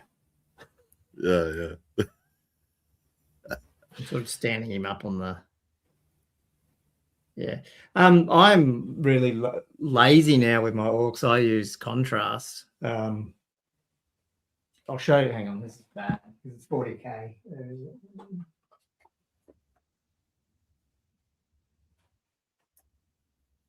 I'll see if I can get. Sorry, this is a 40K. I wouldn't say using contrast is lazy. It just helps you skip at least 1 or 2 steps. I'd call it lazy if all you do is 1 layer of contrast and that's it, kind of thing. I'll try to get this orc's face. I call that a bad hobby habit. What was that? What was the bad hobby habit? Doing 1 layer of contrast and then nothing else. Yeah. I do that sometimes. Depends what I'm painting. I mean, these will get a little bit more than that. That's the meta way. Yeah. Let's get this guy on the board way. I'll put these on the live stream one on Discord. Oh, okay, yeah. Go. So, sorry, there is a 40K one there, but let's just look at the skin flash. So, the Pain Boy or whatever they're called in 40K is just Mantic. Striking Scorpion, sorry. Is it Striking Scorpion? Yeah. No. Mantis Warrior Green over just a standard Zenithal, which I probably wouldn't do. I'd probably change that to a purple, pink Zenithal. But it does have that thing I was talking about where I just highlight up the edges with the Ogren camo mixed into the contrast. So that's like contrast paint, but then you start putting a bit of layer paint in it and just, so it's still very runny. And then you just go around the gums and stuff. I should actually bring that screen up though so you can see it, eh? Like it, all right. It comes out okay. I got a question for you guys. Yeah. So, you know, before you were talking about taking the tone down with the orc. So I've got like a Beltan green shade, or what would you think about doing a contrast over the top?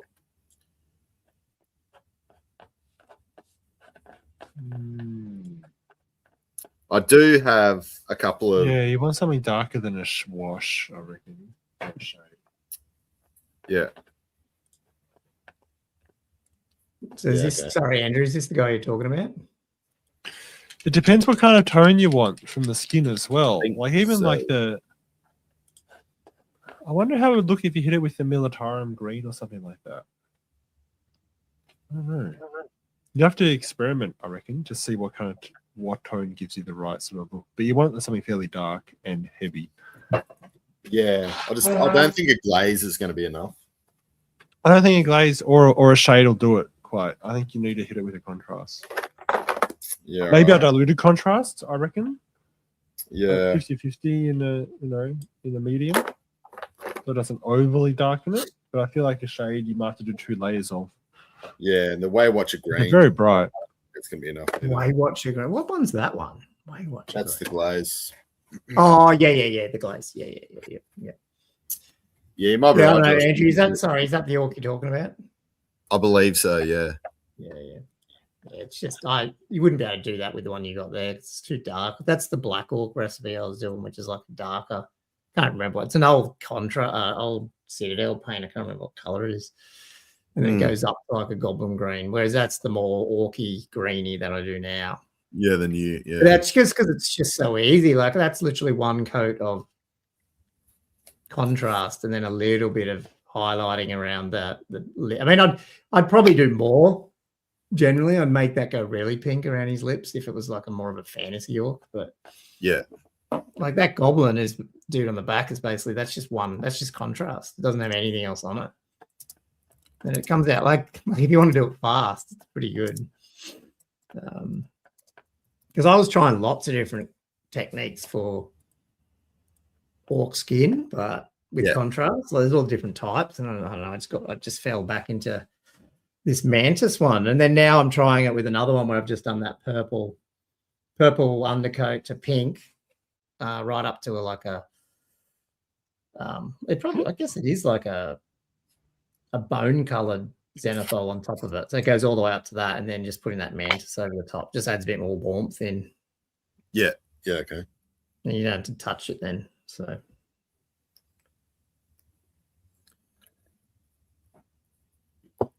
Yeah, I might because that is something similar to what I want with that lighter green and almost going to that greeny, yellowy, orange highlight that they've got. Yeah, it does.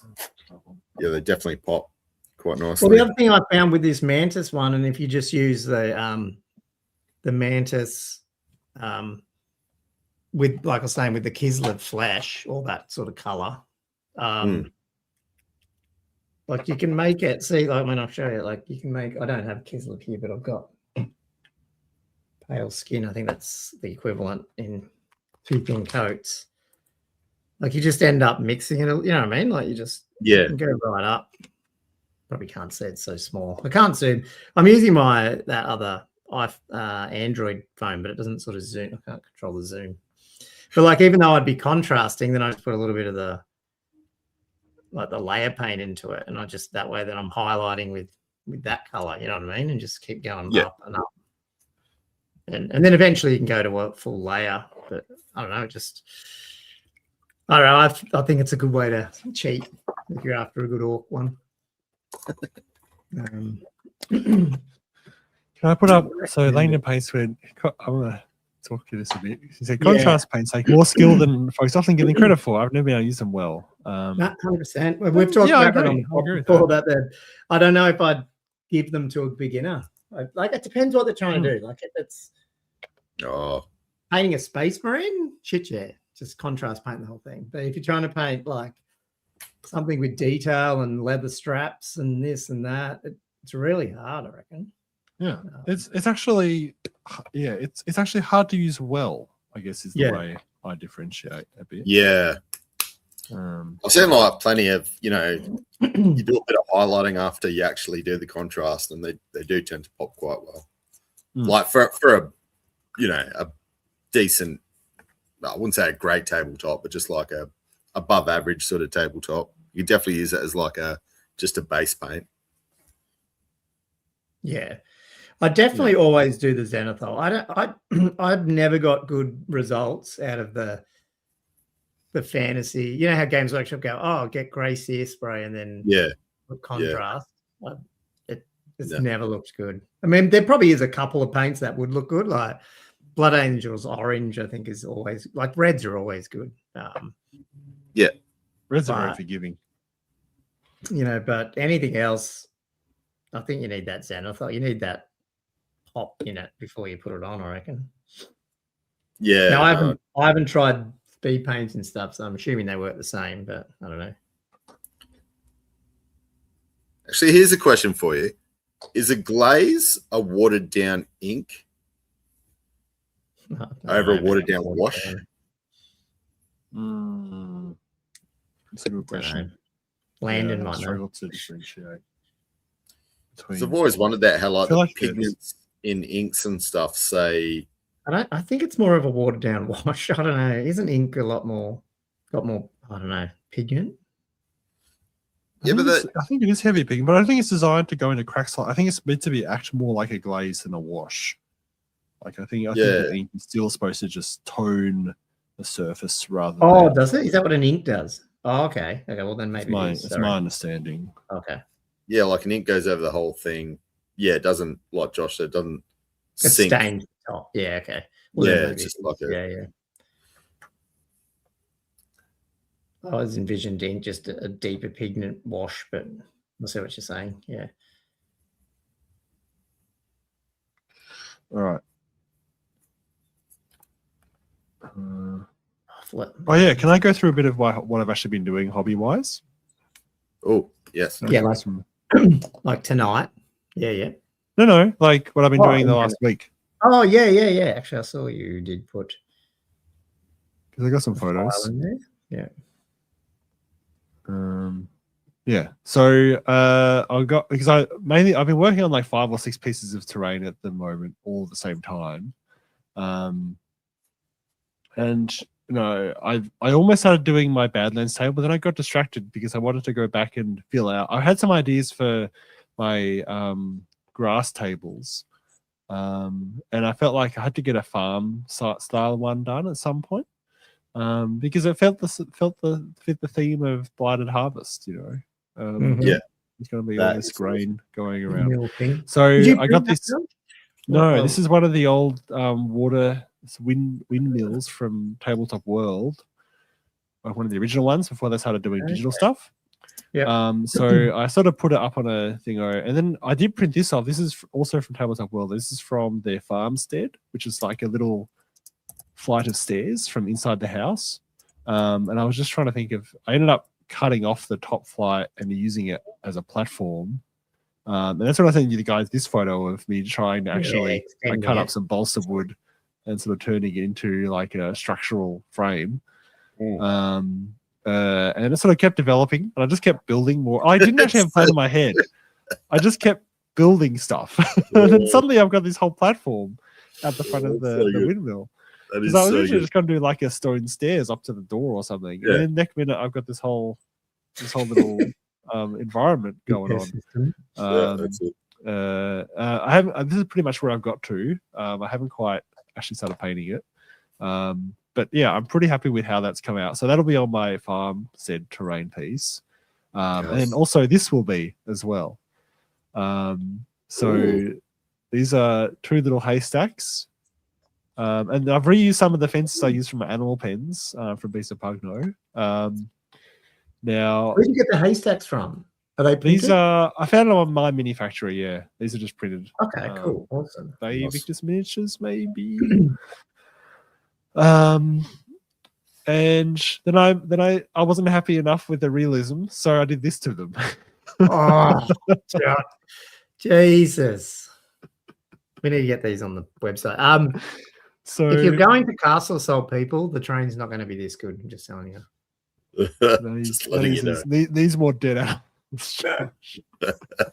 I mean, yeah, I basically just covered it in 5. Are you putting a scarecrow in there somewhere, or? I do have a scarecrow. I got a scarecrow from Tabletop World. I should put that on somewhere. That would be awesome. Just the creepy as fuck scarecrow. And then somewhere else, Tin Man, and then somewhere else, a lion in another one. I could so do that. That would be fun. Yeah. My only thing with these is they did come out a little bit tennis ball-y, like they're quite yellow, but I think it's okay. Oh, okay. They don't look at there, but yeah. I think in the light they look pretty good. Yeah. And then the other one I was doing, as I said at the start, was my armory thing. So this is one where I was thinking up a way of creating an armory, but with a bit of interest to it. So this is actually like the idea here is it's actually been broken into. So I put an axe on the doorway, there's all these scratches on it and stuff. So yeah, I sort of painted it up, but I've got it's just got loose debris in the back where it looks like people have got in there and stolen a bunch of they're about to go fighting. They've grabbed all this. There's an upturned seat at the front, and it's just that is so awesome. That's so good.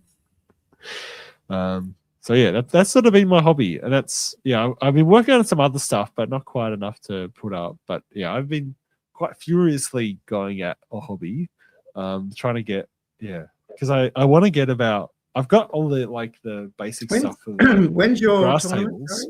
going? Middle of May, so the 17th of May. So I've got a couple other things in the works that I want to do for the grass tables.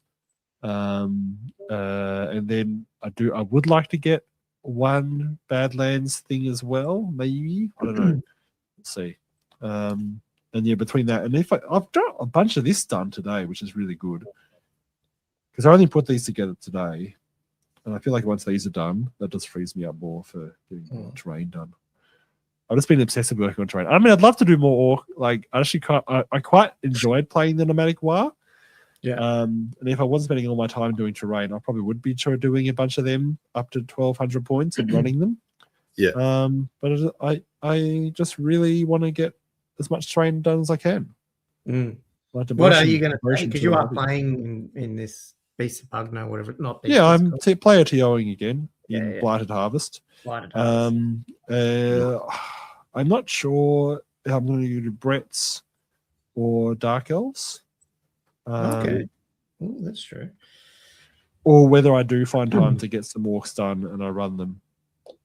There's probably my three options. Yeah. Realistically.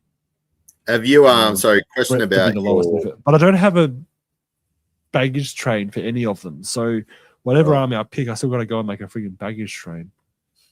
Yeah. Never ends. I'm just doing it's a lazy way. I've just got one baggage train for everything. So it's a generic baggage train. Generic. Yeah. That concept never occurred to me. Yeah, no, I used it from the Castle Assault mini a few years back, or last year, whenever it was. I didn't get that one. The ogre. Yeah. I don't know what happened. Yeah. Didn't get one. So he's pulling a corpse cart, but it's not a corpse cart. It's just a corpse cart base with barrels of beer and shit. And it's got a little guy on top with the But anyway, sorry. I was going to ask you, Josh, because I put the question out there the other day, and I got a couple. I think Mark got back to me actually, but not too many other people. Badlands. What's your interpretation for a color? Like I was thinking, almost like a dark, almost like that iron, like Australian Outback, that red iron. Or you reckon that's check the Cars movie? Is it? Yeah, no, I think that's the color I've been going for. That's the color I painted my orcs on as well. Yeah. And the mat that I bought from Deep Cut is also of that color. So the color I'll be going for will be to try to fit with that mat when the stuff is on that table. Yeah, okay. Anyway, unfortunately, it is actually the same color as, not quite, no, bit browner, but it is very red.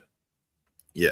It is redder than you'd think for an earth color. So yeah, and actually, when the color actually, the stuff I based my orcs on, it actually fits that mat pretty well. Yeah, nice.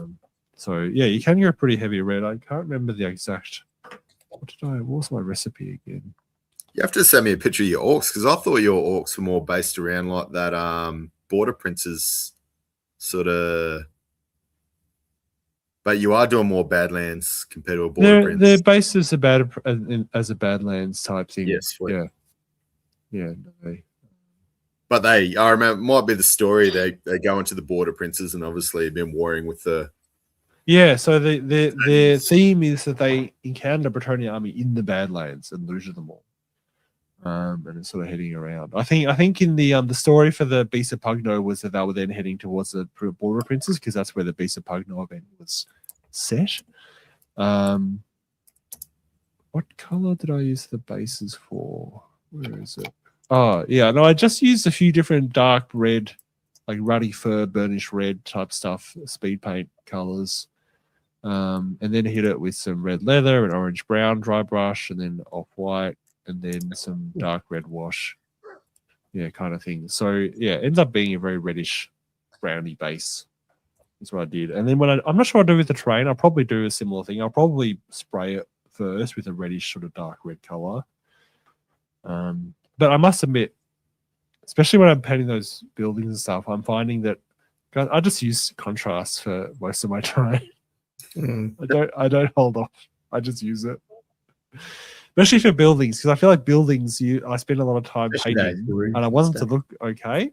So I actually don't hold back. For that brick though? Go back to that barracks. What's the contrast brick? Oh, you're using speed paints though, eh? Yeah, speed paint. There's a few different types in there. Because I really don't rate the grey Citadel one. Facilium grey. Well, at least my ones I thought they're always shit. Yeah. I had a mixture of I don't think I have any photos of it mid paint, actually. But yeah, I did a few different layers. I did a mixture of where I was just doing each stone individually kind of thing. Yeah. And then I dry brushed it with some off-white or pale sand. And then I did a wash, and then I actually dry brushed it again. And then I felt it was a bit too pastel-y. So then I went back and hit the whole thing with some army paint and speed paint. Nice. Grey, which sort of brought it all back down in sort of a cooler color. Yeah. It's just a matter of getting the right balance. Yeah. I do like that mud effect that kind of like it's been trampled on the that door on the right. Yes. Yes. Okay, Badlands equals 90s White Dwarf Orc tables. Might have to check those out. I don't know. I was one of those real good versus bad people. I think when I was younger, like I always wanted to be like the good guys. Then like you get older and I'm like, I want to be the bad guys. It's like I don't know. I don't know what happens. There's this transition. It's kind of like what's going on? What's going on in your personal life? No, I'm just saying like it was it's almost like World of Warcraft. They said like all the kids used to go Alliance and all the grown-ups go Horde. Like it's kind of like that.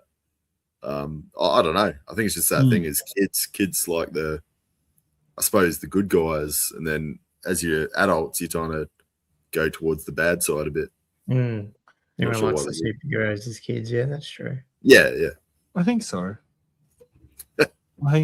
Or you just don't care as much when you're an adult, and you just sort of take either one because whatever's look cool, because it's not necessarily a reflection on who you are as a person anymore.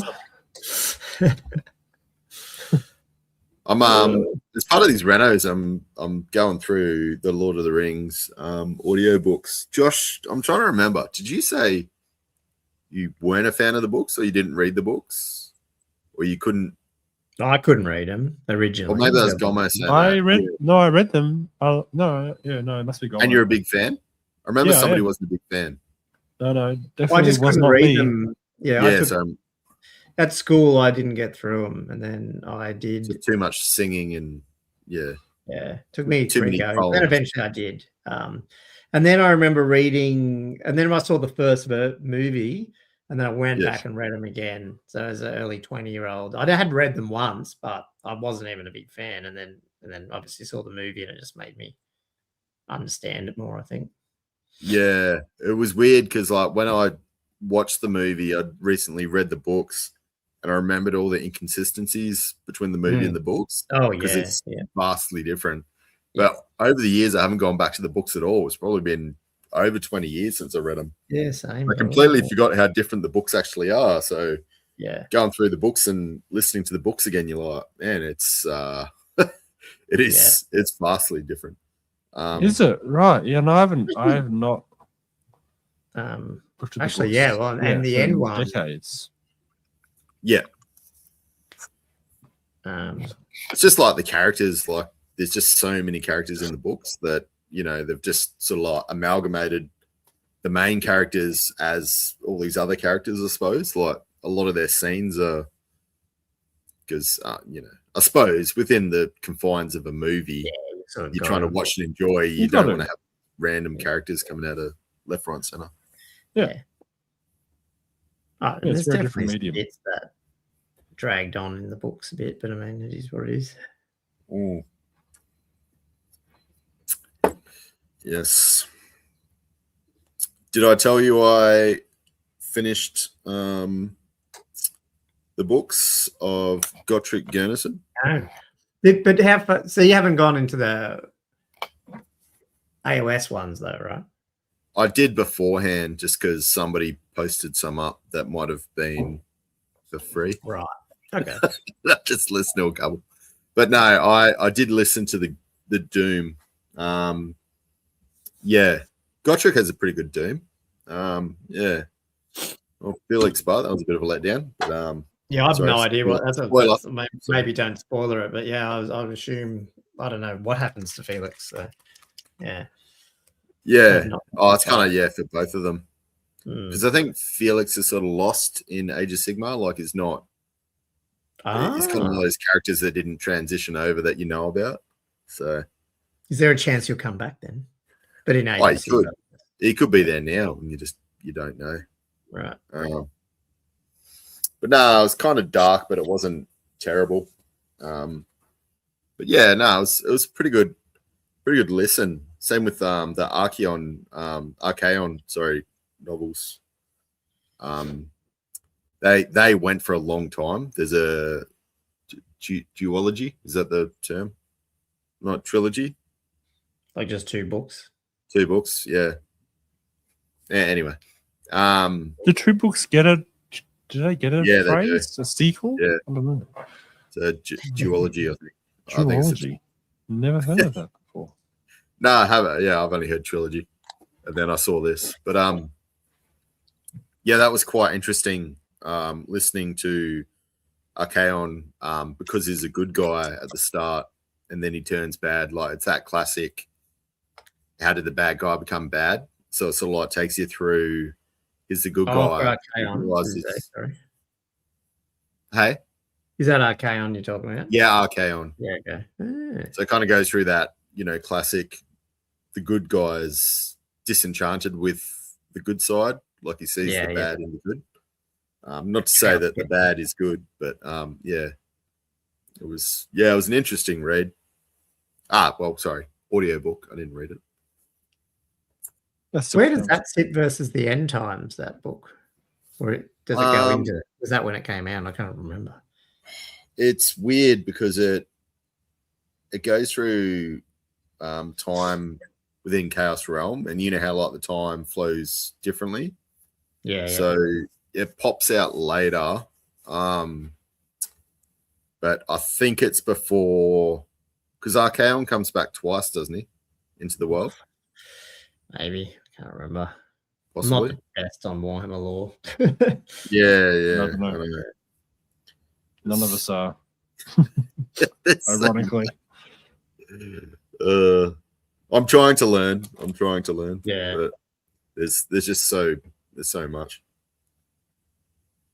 Yeah, anyway. I keep getting ebooks and normal audio books, and then I never get through them. Like I start reading one, and then someone else goes, "Oh, you need to look at this one." I'm like, "Oh, maybe I'll check that one out. Maybe I like that one better, or whatever." I need to finish them. Yeah. I don't really working from home. Like I don't really get a lot of time to do it. When I used to drive into my office when I had one, like that's when I used to do a lot of the audio booking. Yeah, no, it is good. That's why Renos are perfect. Yeah, sitting there painting a house for weeks and weeks on end. Yeah, it keeps you sane. And I can't listen to stuff when I'm like coding and stuff. That just screws me. Like I'm not even a music listener when I'm like programming, where some people are. But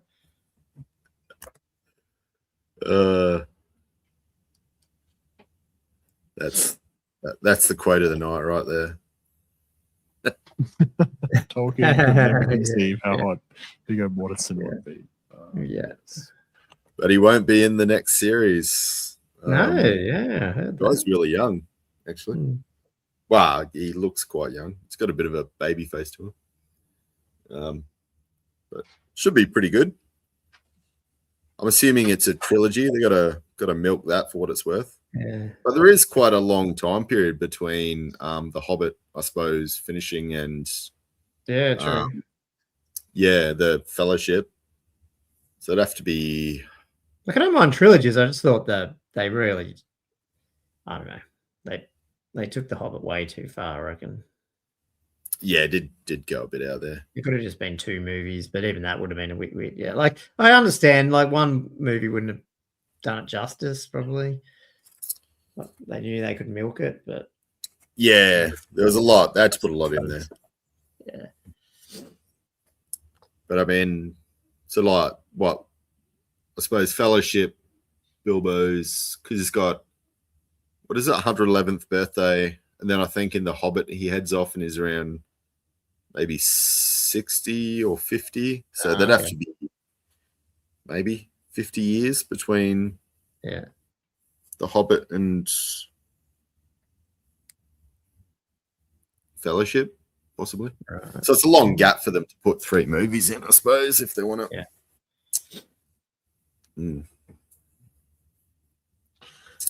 Yeah, that is true. Sorry. Oh, Black Sigil was just saying he hopes that the costumes return, costumes and makeup over CGI. I hate CGI in movies. It's so shit. What are you guys talking about? The Hobbit and Lord of the Rings, the new series, Lord of the Rings. Is there a new one? Yeah, there's the Hunt for Gollum. Oh no, I hadn't heard about that at all.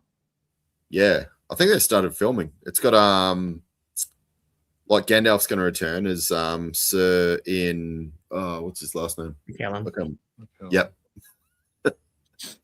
Right. Which is fantastic. What's his name's dead, isn't he? What did he die? Saruman? Yeah. Christopher Lee. Yeah, he died, didn't he? Yeah, he died. Yeah, it was fantastic. I loved him as well. He was fantastic. He's a cool art. Yeah, he was awesome. He met Tolkien, I think, as well, a couple of times. I think, he was the only real fan, wasn't he? Like, a lot of them weren't. He got permission to play Gandalf. He wanted to play Gandalf. Yeah. But yeah, obviously he got No, it was a fantastic Sauron. Is it Sauron? Mark Lagley. Saruman? Saruman, sorry. Saruman. And Saruman. Can't even get my Hobbit lore right, Jesus. Yeah. Can I? Where are we? Oh, okay. We're nearly 2 hours. I was gonna ask. So, you think there's a way of making use of a gyrocopter that's been really it's been put together in a way that's just he had. So my cousin brought him over, and I was trying to fix it for him. We put them together where he used plastic glue, unfortunately, so it's irreversible. And what he's done was he's pushed the nothing's the back irreversible. half. Yeah. The back half, the fuselage and the tail thing up into the cockpit. Down. And he tried to and upside down. Yeah. So it's in the cockpit, and the cockpit's sort of like it's not really fully closed at the bottom, it's all gaped at the bottom. And then the fuselage is sort of in there. But yeah, also upside down, which I think upside down is quite a common thing. And I was just like, it's just so hard to reverse when it's plastic glue. Like if it was super glue, you could have frozen it and sort of popped it off. Yeah. Oh, I don't know. I got to admit, like a gyrocopter light for him. Yeah, it would look pretty cool in like smashed down and like the blades all bent and just like a normal helicopter crash. Yeah, like I think it is still usable, I reckon, in that it's just got the cockpit, and then the back half is it'd just be sort of bent down slightly, and then you got the rotor thing down here instead. Yeah. I think the killer for him was when I was like, yeah, but the flight stand is on the top now. So and he was like, when he realized the flight stand was on the top, he was like, no, this is over. I'm like, dude, I can burr a hole in the bottom, He's like, no, this is it. No. As soon as he realized it was upside down, he was not happy. So this is a shame.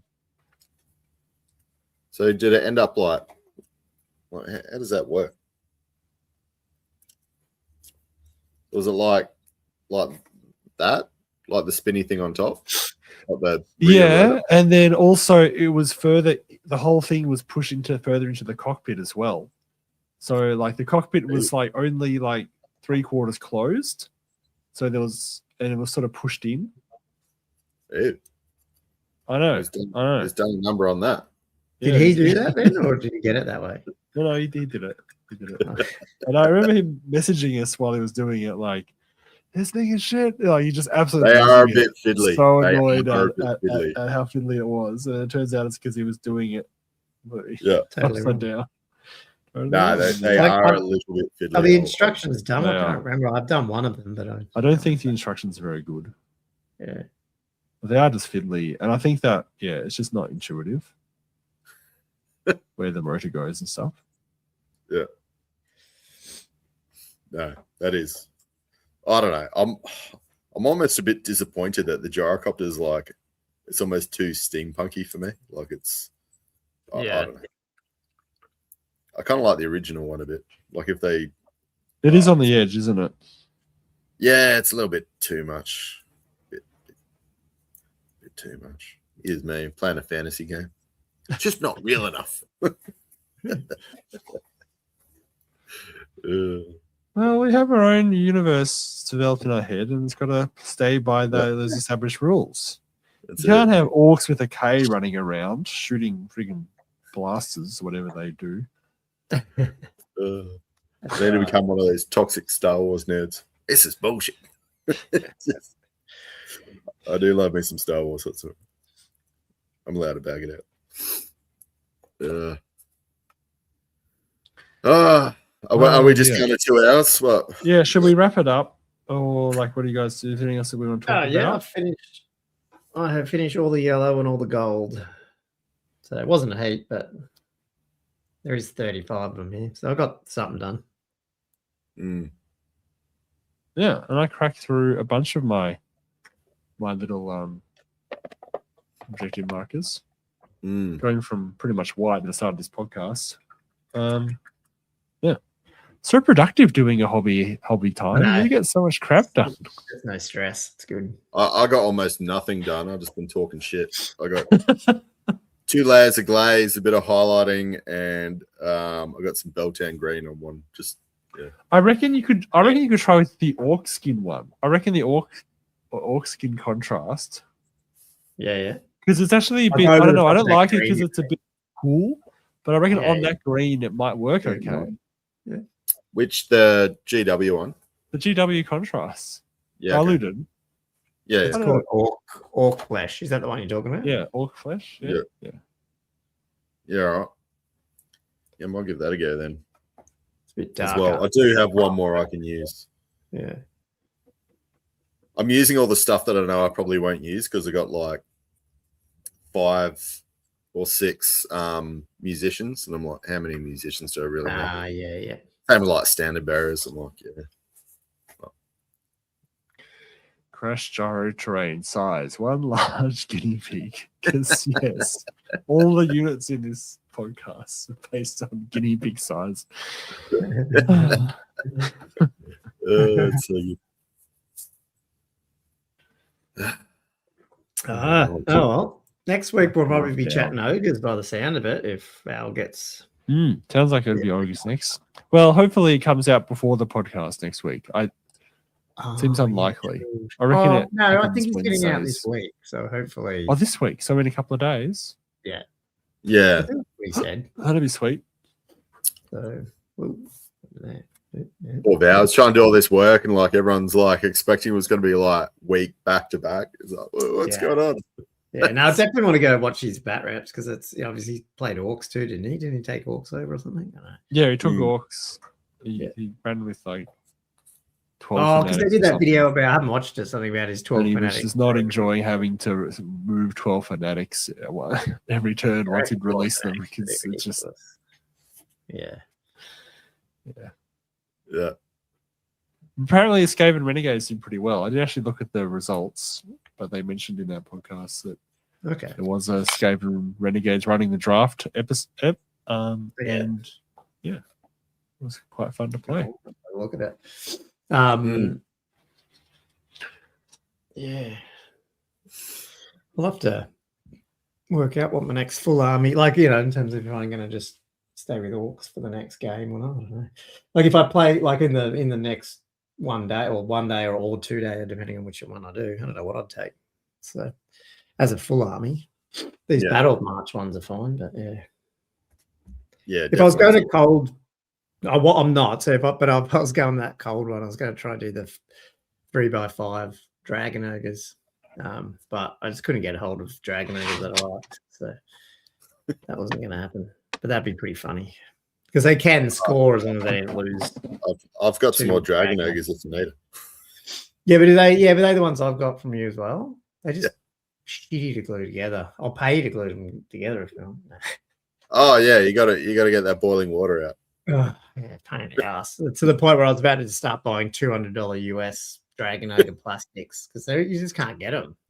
None of the 3D prints I'm in love with compared to the drag, like because I've already got the 4 of them. I'm like, I want the same, but I know. Yeah. Makes you wonder why they're out of stock so much. Like, is Chaos coming and they've adjusted them some or doing something with them? Yeah, I don't know. Oh yeah. So anyway, hopefully we have some new old world stuff, but we'll have the Renegades over the next few weeks. And I think we've got a couple of ideas for some series that we'll do as we go through this next part of old world. Remember we said we were going to do some faction chats? Yes. But on the podcast, there's a few different topics we could bring up per faction. Okay. Yeah. I think you'll remember when I remind you. Yeah, okay. Yeah. All right. I'll be interested to hear all about it. Yeah. Anyway, we might wrap this one up for our hobby. But hopefully people still got some painting done as well and share what you got done. And next week we'll have actually a topic, but we just wanted to a bit chiller today. Hopefully people enjoy that. If we got painting done, they probably did as well. So cool. Hopefully. Anything else, guys? Otherwise, please like, subscribe. Join the Patreon if you want to support the channel on patreon.com/oldworldfanatics. And jump over to Old World Rankings if you want to check out the new blogs over there as well as support the project over there. Greatly appreciated. Outside of that, guys, I guess we'll see you all next week. Yep. See you guys. Ciao.